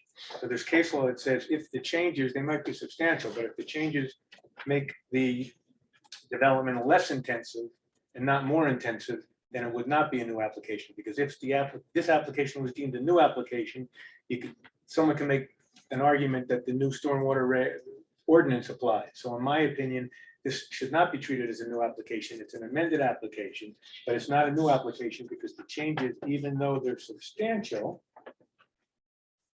the impervious is going down, It's a substantial with a little bit of a decrease With rather than a substantial with an increase. If this wasn't an amended application, they would absolutely need to comply. We wouldn't be having this discussion. So, yeah, Right, so. those are our first note before you. So I'm just saying there's two bases I'm gonna have in the resolution, assuming there's an approval, on why the new stormwater regs don't apply. And we just have to work out the one basis, who's the judge of that, but the second basis is that this is not treated as a new application. I look forward to that discussion. Those are the only comments we wanted to touch on from Mr. Finelli's memorandum. There were some engineering-ish comments that were in Ms. Lely's memorandum, if we can touch on those as well before we have Mr. Scafford sit down. If it's acceptable, we'd like to use the same system of if Oh, we yeah. don't Yeah. talk about it, we're agreeing. Right. The first one, I touched on it before, but I'll repeat. Comment 2.2 is about the income distribution levels. We're gonna have a total of 9 very low income units, which represents 14% of the units. 24 low income, which is 36%. And then 33 moderate income, which is 50%. And those do comply with the different requirements that the town has. I think comment number 2.7, this was asking whether there's any change in the Well, go condition. to 2.6. You're not seeking that variance, you're gonna comply. Correct, we are compliant. So we're crossing out 2.6. 2.7, that's the previous variance that I already opined remains in full force and effect. Yes, Ms. Lee had asked whether the conditions continue to exist, and Mr. Scapinitz? Yes. They continue to exist, thank you. Then I think we wanted to talk about 3.7. And we're complying, but we just wanted to put on the record that our thinking is that more evergreens than shade trees would be best in that area, correct? Do you agree? I agree. 3.8, I think we've already talked about in testimony, but this was asking about what the ground cover is going to be east of the community center. So to recap what we said, Mr. Scapinitz, there's going to be some lawn area, and then closer to the conservation easement, there will be sort of tall grasses. That's right. Okay, so do me a favor, then at some point, there's gonna be a break. You're gonna make me that sketch for the tot lot and the toddler lot. Yep. Include on that sketch a note talking about that area, that it's gonna be a grass area. Okay, 4.1, again, we're not to beat a dead horse, we're eliminating the basketball court, Right. and we will clean up the note that was requested. Is the primary reason the basketball court's being eliminated is to make room for this toddler lot pursuant to whatever comment, where was the comment that you asked about the toddler? 4.5. Okay. Yes. Okay, Just going sequentially, in 4.4, this was asking about the proximity of the tot lot to vehicular traffic. Mr. Scapinitz, we are providing a fence, and now we're gonna be putting the tot lot on the other side of the Right. building, correct? Yep, correct. 4.5, we have now covered. Thank you very much. That was play structures for kids that are under the age of 5, so that's now built in. 4.6, we also, Ms. Lily previewed for us, that was about the locations of the trash enclosures. And we'll work with her to find the right balance of far enough that it's not bothering anybody, but not so far that it's a pain to get to. And then the last one I wanted to touch on with Mr. Skapinitz was 4.9, and this was asking about whether sidewalks should be provided at the rear of the buildings. And Mr. Skapinitz, my understanding is that those areas are meant to be sort of yard areas for the residents rather than a public area, correct? Absolutely, yeah, we want, that is definitely the case. We're not looking to have. Kendra, are you hearing this about the? No, she didn't, I interrupted her. Do it again? Sure. So, That there's no sidewalks Yeah. needed. There's because- no sidewalks. Okay, in the and back. that's fine. Right. I believe that it's for maintenance purposes only, right? The rear doors. the rears of the building, correct? Yes. It's not providing. What item number are you guys talking? We're talking about 4.9, and the question is whether sidewalks ought to be at the rear of buildings, and the applicant's response, and I'm sorry, I'm recapping. That's right. You'll agree with me at the end, but to recap what Mr. Skapinitz had said is that sidewalks are not necessary at the rear of the You building. agree. I agree. Okay. As long as it's not for residential access, it's more of just maintenance. That's correct. purposes. Correct. Is it an emergency access by chance? So if there's can somebody get through there that lives there, or is it really purely just with somebody that has a key to get to it? And maybe this is an architect. It may, let our architect cover that, Okay, that's if you don't mind. All right, and that was all I had for Mr. Skapinitz. Yes, ma'am. Do you have? income Loud, ranges? Pam, loud. Do you have income ranges for each that you mentioned before, In terms of what qualifies as very low, I do not have that information. It's mandated by the state and the courts in terms of who qualifies for very low, who qualifies for low, and who qualifies for moderate, and also what rent they can be There's a charged. chart in each. And it changes year Every to year. year. Yeah, so we will certainly be complying with the rules that are in effect at the time with regard to both who qualifies in each of those brackets and in terms of what rent they can be charged for each of those brackets. There's a formula that the state and the courts use based on what they consider to be your region and what the incomes are in the region, and then they extrapolate from that what somebody in each income bracket should be earning and also what they should be paying for a 1-bedroom, 2-bedroom, 3-bedroom. And by the way, I believe that there's something in the township settlement agreement with Fair Share Housing Center.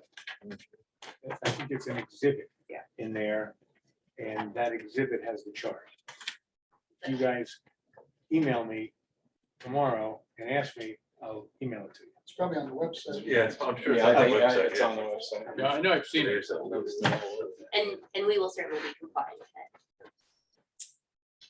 Is that it? If That's it for that's it, then cabinets. then we'll move on to your next witness. Okay? You can start your project. Yeah.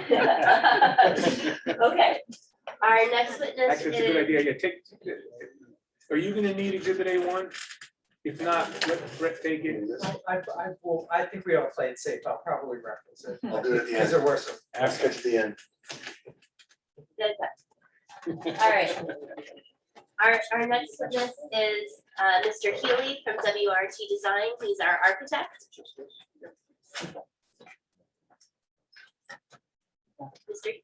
I'm sorry. Shoot me out of the way. Mr. Healy, you've already been sworn, but could you please introduce yourself to the board and the public and tell them about your experience and qualifications? Sure. So again, my name is Joseph Healy. I'm a licensed architect in the state of New Jersey as well as multiple other states. Been a practicing architect for over 35 years. Really focusing mostly on affordable housing and mixed income housing throughout that whole career. And I've testified before numerous boards in New Jersey as well as other states as well for similar purposes for affordable housing projects. Just curious, what other boards have you testified in front of for affordable housing? Cranberry, New Jersey is one in particular, Edison, New Jersey, another project, Allentown. Is your first time out in Warren County? Yes, it is. Yeah, Hope you're enjoying yourself. I am, absolutely. Do board members have any questions regarding Mr. Healy's qualifications? Seeing none, we'll accept Mr. Healy. Thank you very much. Okay, Mr. Healy, can you tell us a little bit about the buildings that are proposed? Sure. And maybe what I'll do to start is just identify the exhibits. Right, you don't have to mark them if it's in the package that was submitted. Again, that will be a demonstrative exhibit. It's larger. Great. Or the same size as the board has. So only if you're gonna show the board something that's not in the architectural drawings that were submitted, do we have to mark it. Okay, and I think that's really just the. Right. Do you have a larger version of this, or we just have a small?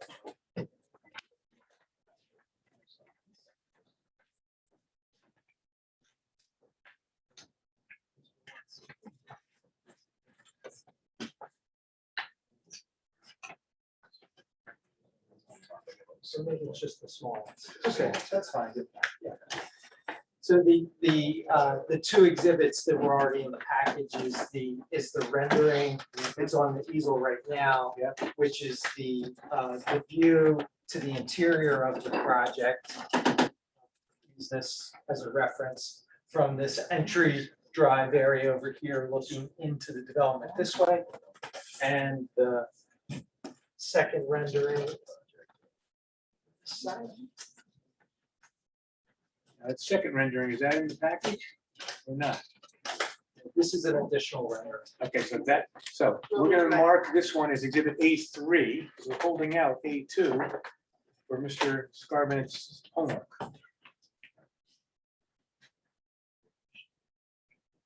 So could you identify for the record, exhibit A3 is a color rendering of what?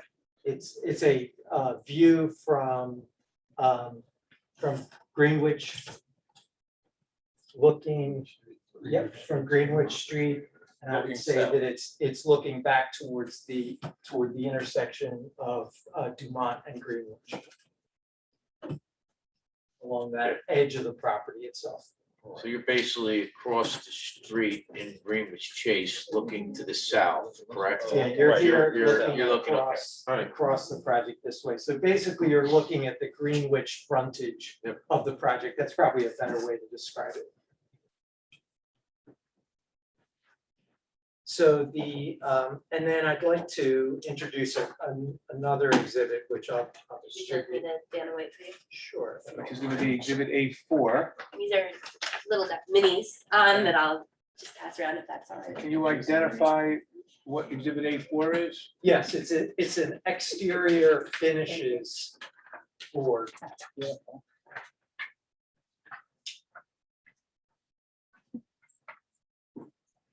There we go. Thank you. Even though it's like- Just since it's like a people full of view.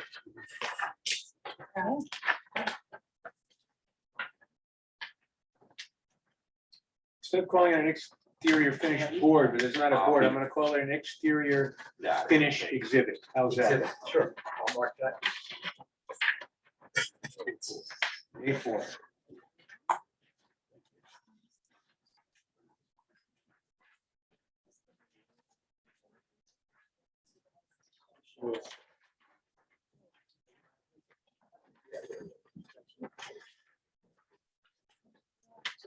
It's depicted on the exterior finishes exhibit and on the two renderings. And I'll walk through the exhibit first. You can see that we have asphalt roof shingles, some small areas of metal roof, vinyl siding in a range of colors, and they're in green, blue, white, and gray tones. And then we have cultured stone, which is you can see is a gray mix of colors down at the lower edge, and then entry door colors as well. So what we've done, and you can see it depicted in the rendering, is that on the frontages of the buildings, we have accent areas of the cultured stone, and then the base around the buildings also uses what we call a water table or a low section of the cultured stone as well. And then the colors, green and blue, are used in the siding to kind of accent and create a rhythm in the buildings as well. The windows are vinyl windows, they'll be white, as well as the white columns and trims on the project as well. So that's That's, generally depicted right here. You can see a blue building in the back, green, and another green building here. And then when we look at that view along the Greenwich frontage, this is really depicting also the amount of landscaping and the buffering, if you will, that is screening the buildings from the roadway. But you can see in, and you can see that same pattern of accent areas of stone and siding in kind of a varying rhythm to create interest in the project itself, as well as the gable roof form, which is really mimicking the context around the area in the other structures. And it also shows clearly the two-story height buildings as well.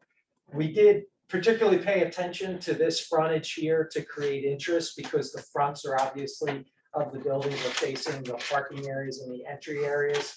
But we've introduced the use of the stone, and also we added additional windows and some small porch areas all along the sides and that whole edge of the project that's facing that street edge to add, just to enhance it and add visual interest to that as well.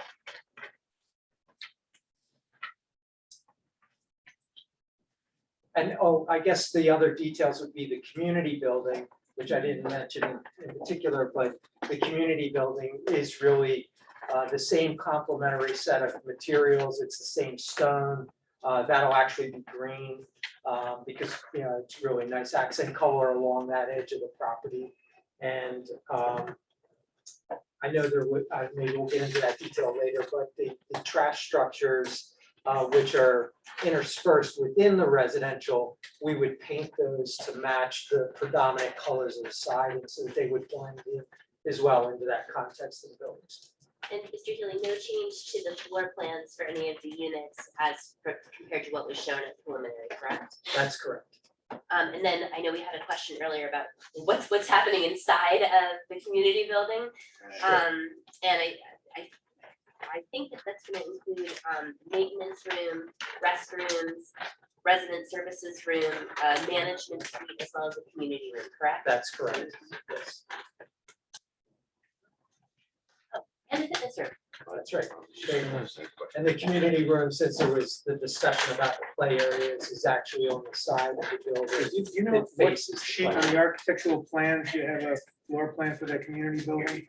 Yeah, it's, I don't have a spot, it's the last drawing of the 100 series. So. A110. If you guys want to see what's inside the community building, look at A110, the last drawing before they get to the 200 series, which are the elevations. You want to see? The smaller one's easier. That's why I asked for one.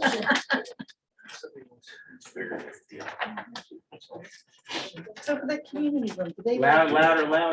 For the community room, do they like rent that out? Like, what do you do with that? Come on.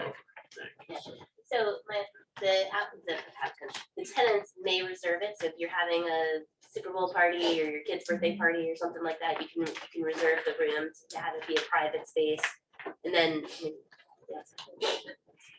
and then in non-COVID times when people are with each other, the community would have events as well. Is there a charge for that? Or is it just? No charge. All right, thank you. And can I just make a comment? I think it looks really nice. Well, thank you very much. It does, and the colors are great. I have a thank you. Question on that drawing. So you see the trees along Greenwich Street there?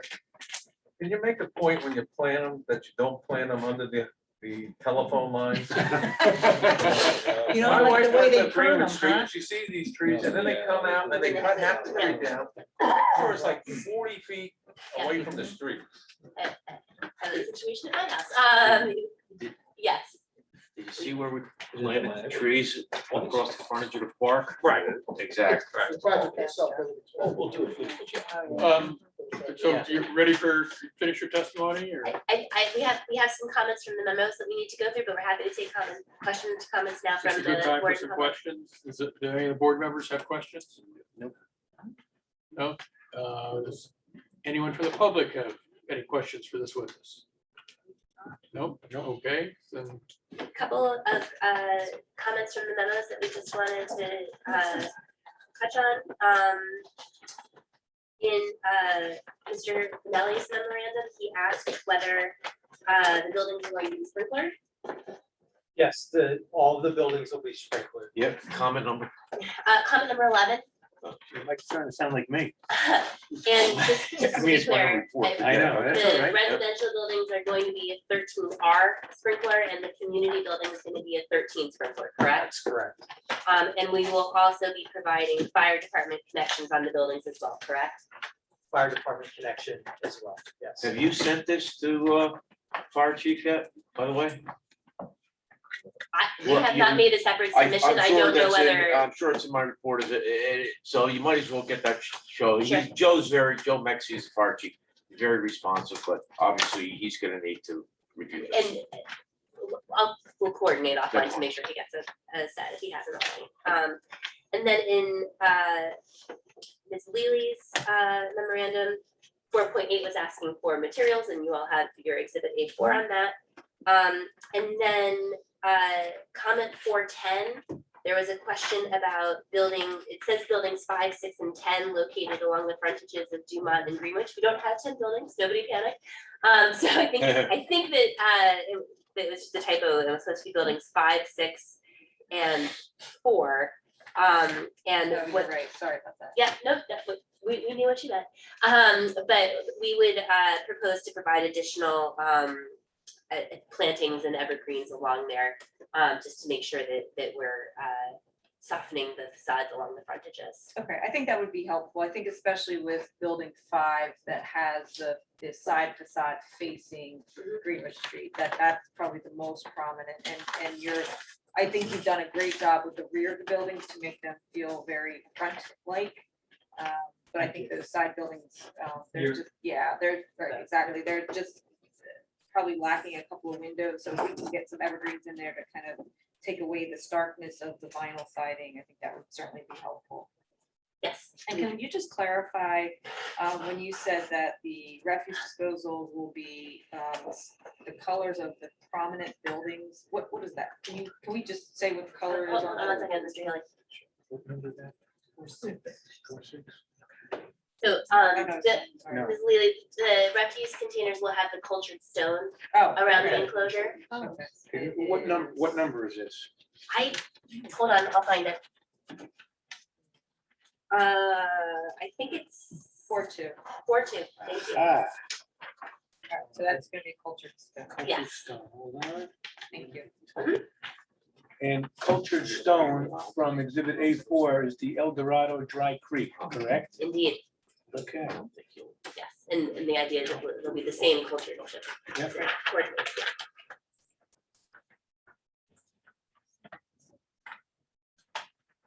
The doors on the refuge, are they solid doors? They're wood. They're wood. They're gonna be wood, solid wood, or are they gonna? Yeah, that's what the detail. Yes, shows. yes, Detail they'll and be plan solid. They will be solid wood. You can't see. Anyway. Yeah, I won't see That's, it. I Yeah, just yeah, think that's where you're going, Yeah. right? Yes. Questions for Mr. Healy, or should we move to traffic? Kendra, Mike, you're I'm good. all good? Yeah, no, fine. How's my exhibit coming?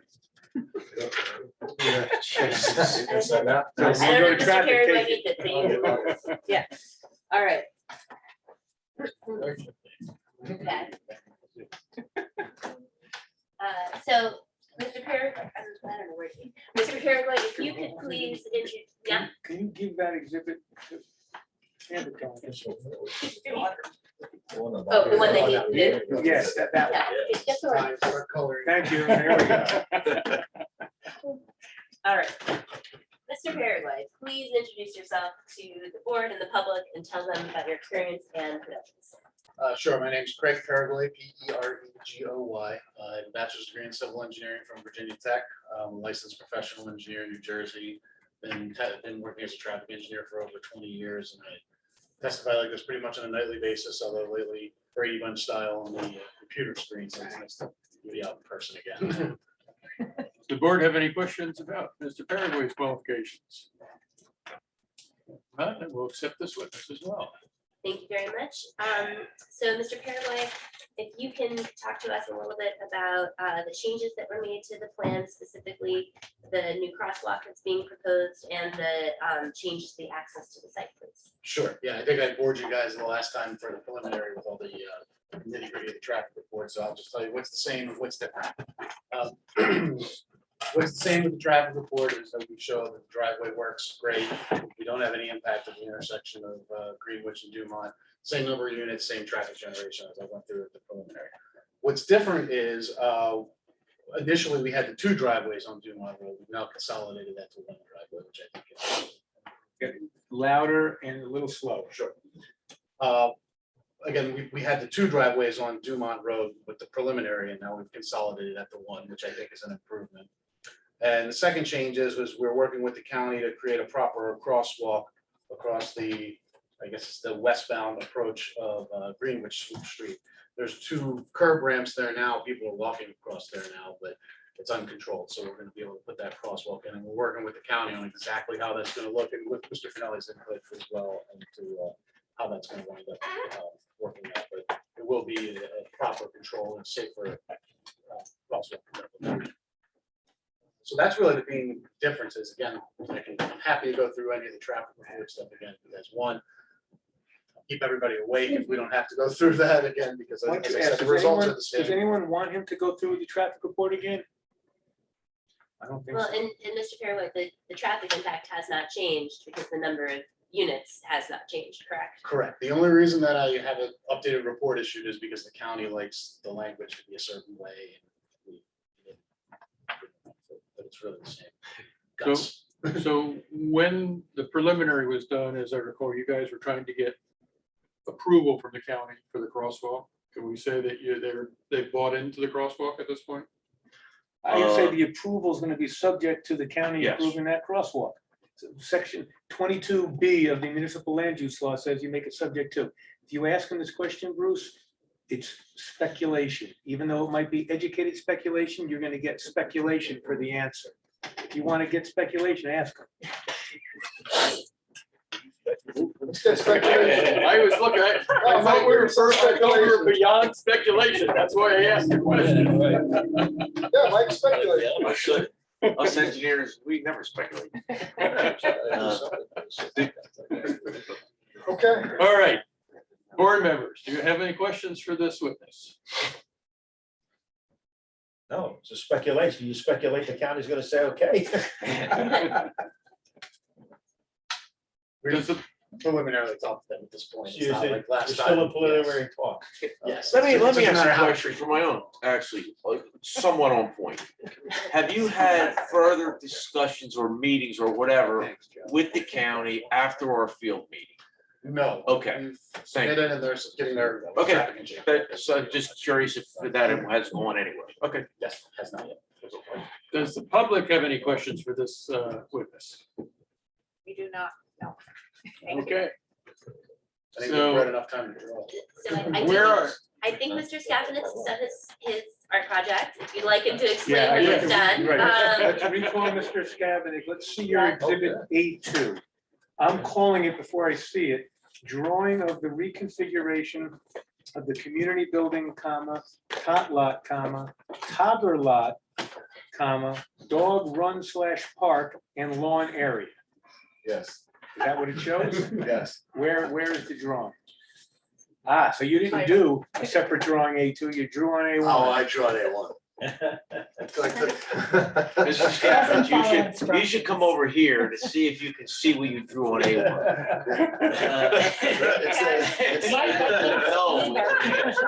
I don't have onion skin on me. All right, so we don't have an It exhibit. is all outlined showing areas of grass to the south and to the east of the community center building. It shows the swap of the tot lot and the community center building to put the tot lot next to the toddler lot that I already had drawn on there. I think that covers all the bases. No, keep it there. I'm just gonna look at it real quick, because I've had this in my head. Yeah. Like, I know what it's supposed to look like. Correct. You have round It's not even square.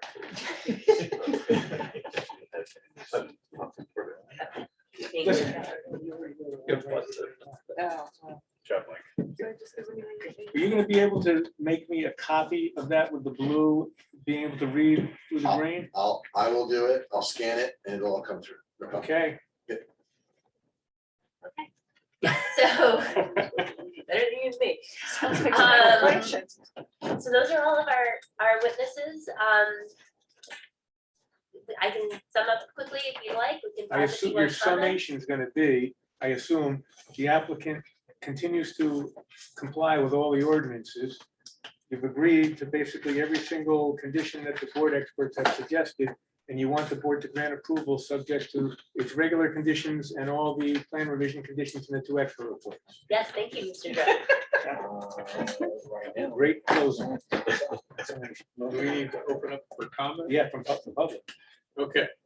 Are there any members of the public which have comments? That want to make comments On the record. oath, on the record, on the application. Anyone? No? No? The record should reflect, there's 3 members of the public out there. They've been listening very intently. Obviously, they wanted to hear about it, and no one has anything to say about it. Let the record so reflect. So, I'm not even gonna, I just have a couple more questions. all right, Okay. So we have 10 one-bedroom, 36 two-bedroom, and 23 bedroom. So that's a total of 76 bedrooms that I see. 66. Was that 66. No, he said bedrooms. bedrooms? Oh, bedrooms, I'm Yeah, sorry. bedrooms, I'm sorry. Extra bedrooms. How many kids, now, in your past experience, you built a number of these complexes. Students, what are we generating?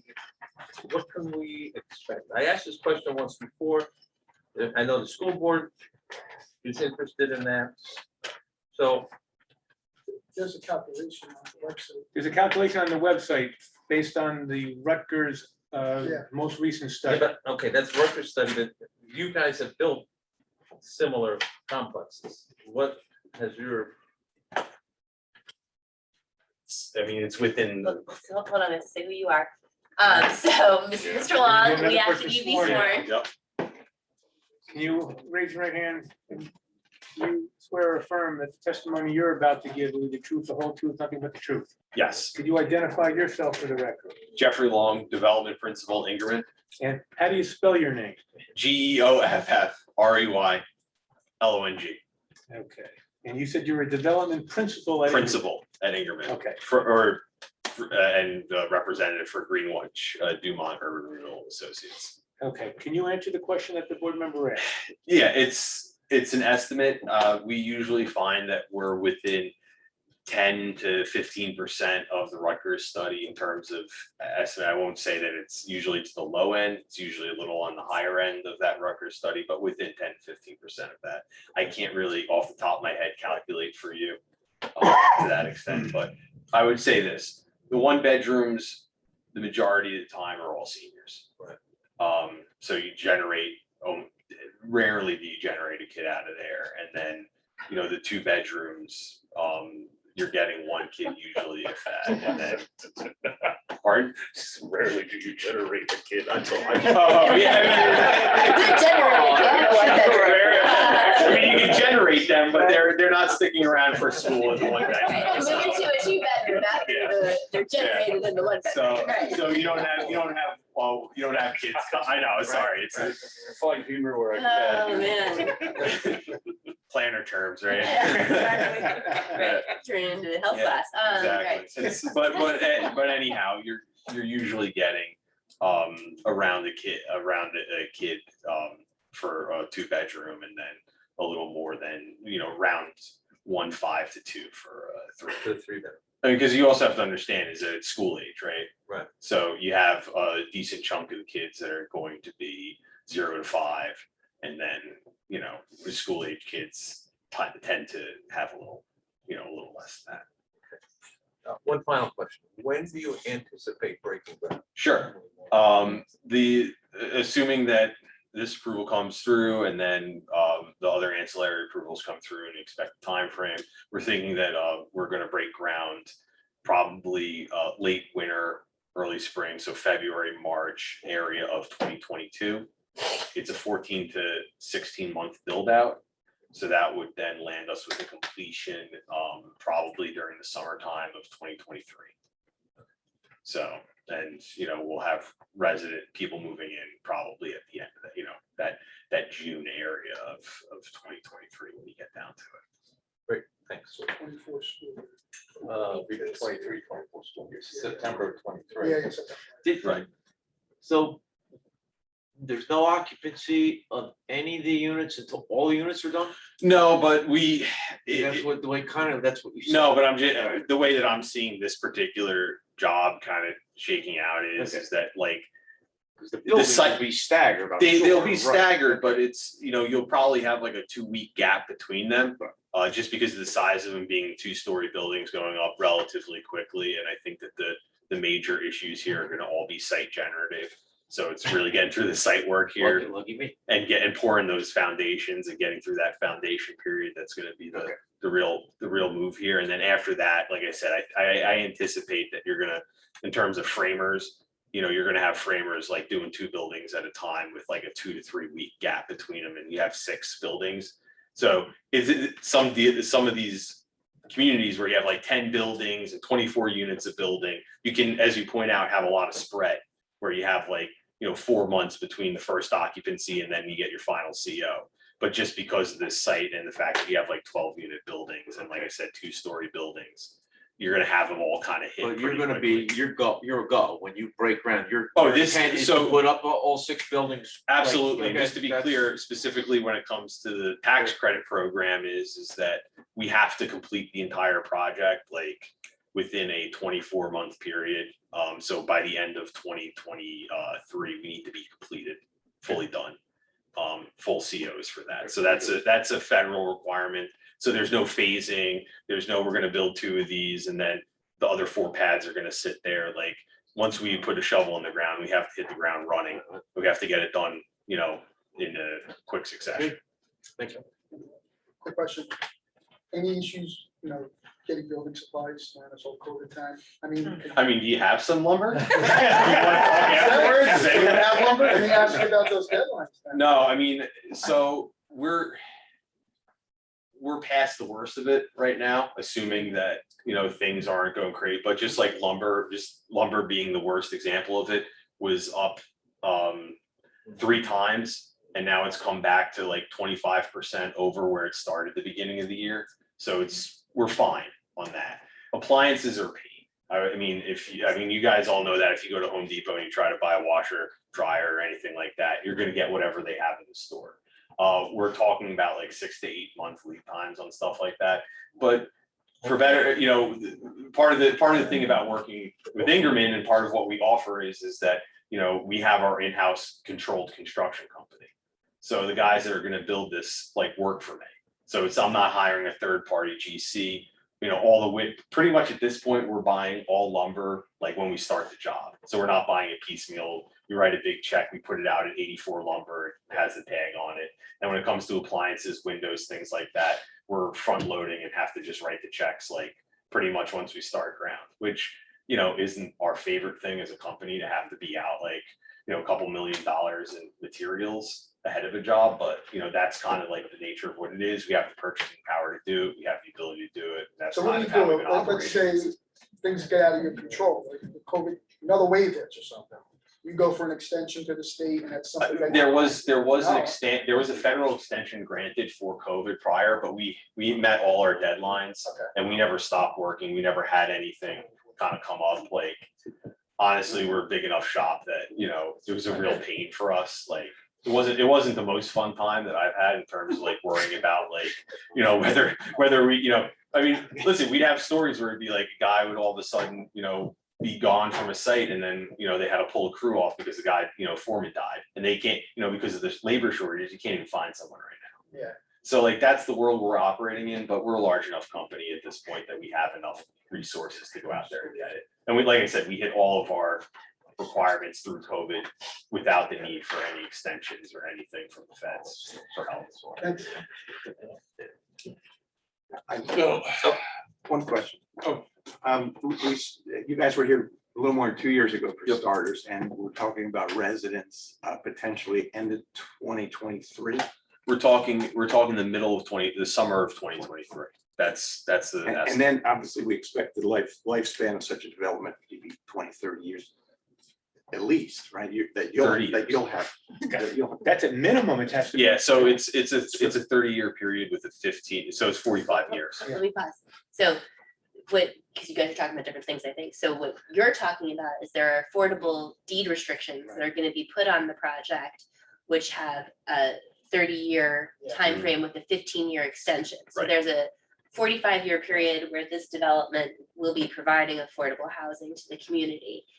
I think what you were asking was how long is this project going to be here, and the expectation is longer than that.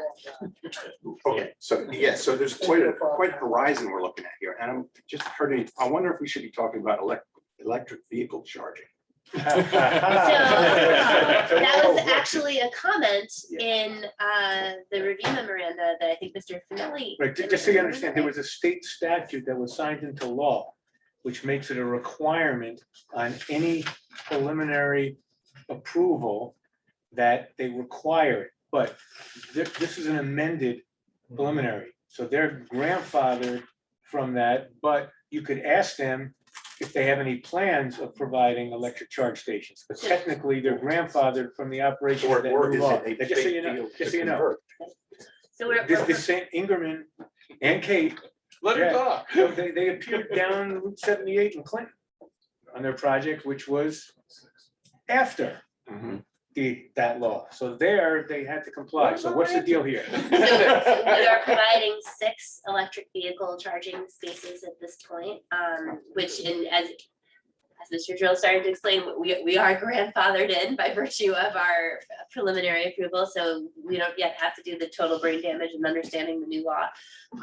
But we are providing 6 with an eye towards the future. Typically, these communities are a little bit slower to adapt to the new technology than you might find in the general population. And I will say something else, this is just my personal opinion, this is not a professional opinion.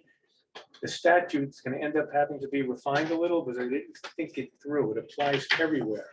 So in an affordable housing context, most of these electric cars cost a lot more than a gas-driven car, number one. Number two, there's a provision in the law that says if you Environmental commission. if you provide a certain number, you're entitled to take out parking spaces that would otherwise be required by the residential site improvement standards. So if, Paul, if you think that they might not have enough spaces, they complied with recess. But if that statute did apply and they put in a certain number of electric charging stations, they'd be entitled by law to remove parking spaces. Yeah, so it's a very complicated thing, is all I'm saying. It sounds great. So can you wire for it and not install, so the parking spaces are still there? So what the way we're handling is we are providing the 6 electric vehicle charging stations, which is sort of ahead of the curve. And then if it has to be retrofitted later based on tenant demand, we'll have to do that. But at this point, it doesn't really make sense to build those in, because who knows what people are going to be doing by the time we get there. But the 6 are included in the total number of spaces Correct. already that Paul and I think are Correct. So underestimated. yeah, So but well, I'll check. But with they're you not guys. taking out any spaces. Under the new law, they'd be entitled to. Yeah, Take out spaces. yeah, I know, but still, So a that's 6 regular spaces car that- can park in an electric vehicle Right. space. Correct. So it's not as though it's restricted to electric vehicles. Right. But what Mr. Drill was warning about is under the new law, you're permitted a 20% reduction in your parking. And are they for fast charging or slow charging? What is it? All right, I'd like to get to a motion in here somewhere. But Yes. do you guys have any more questions here?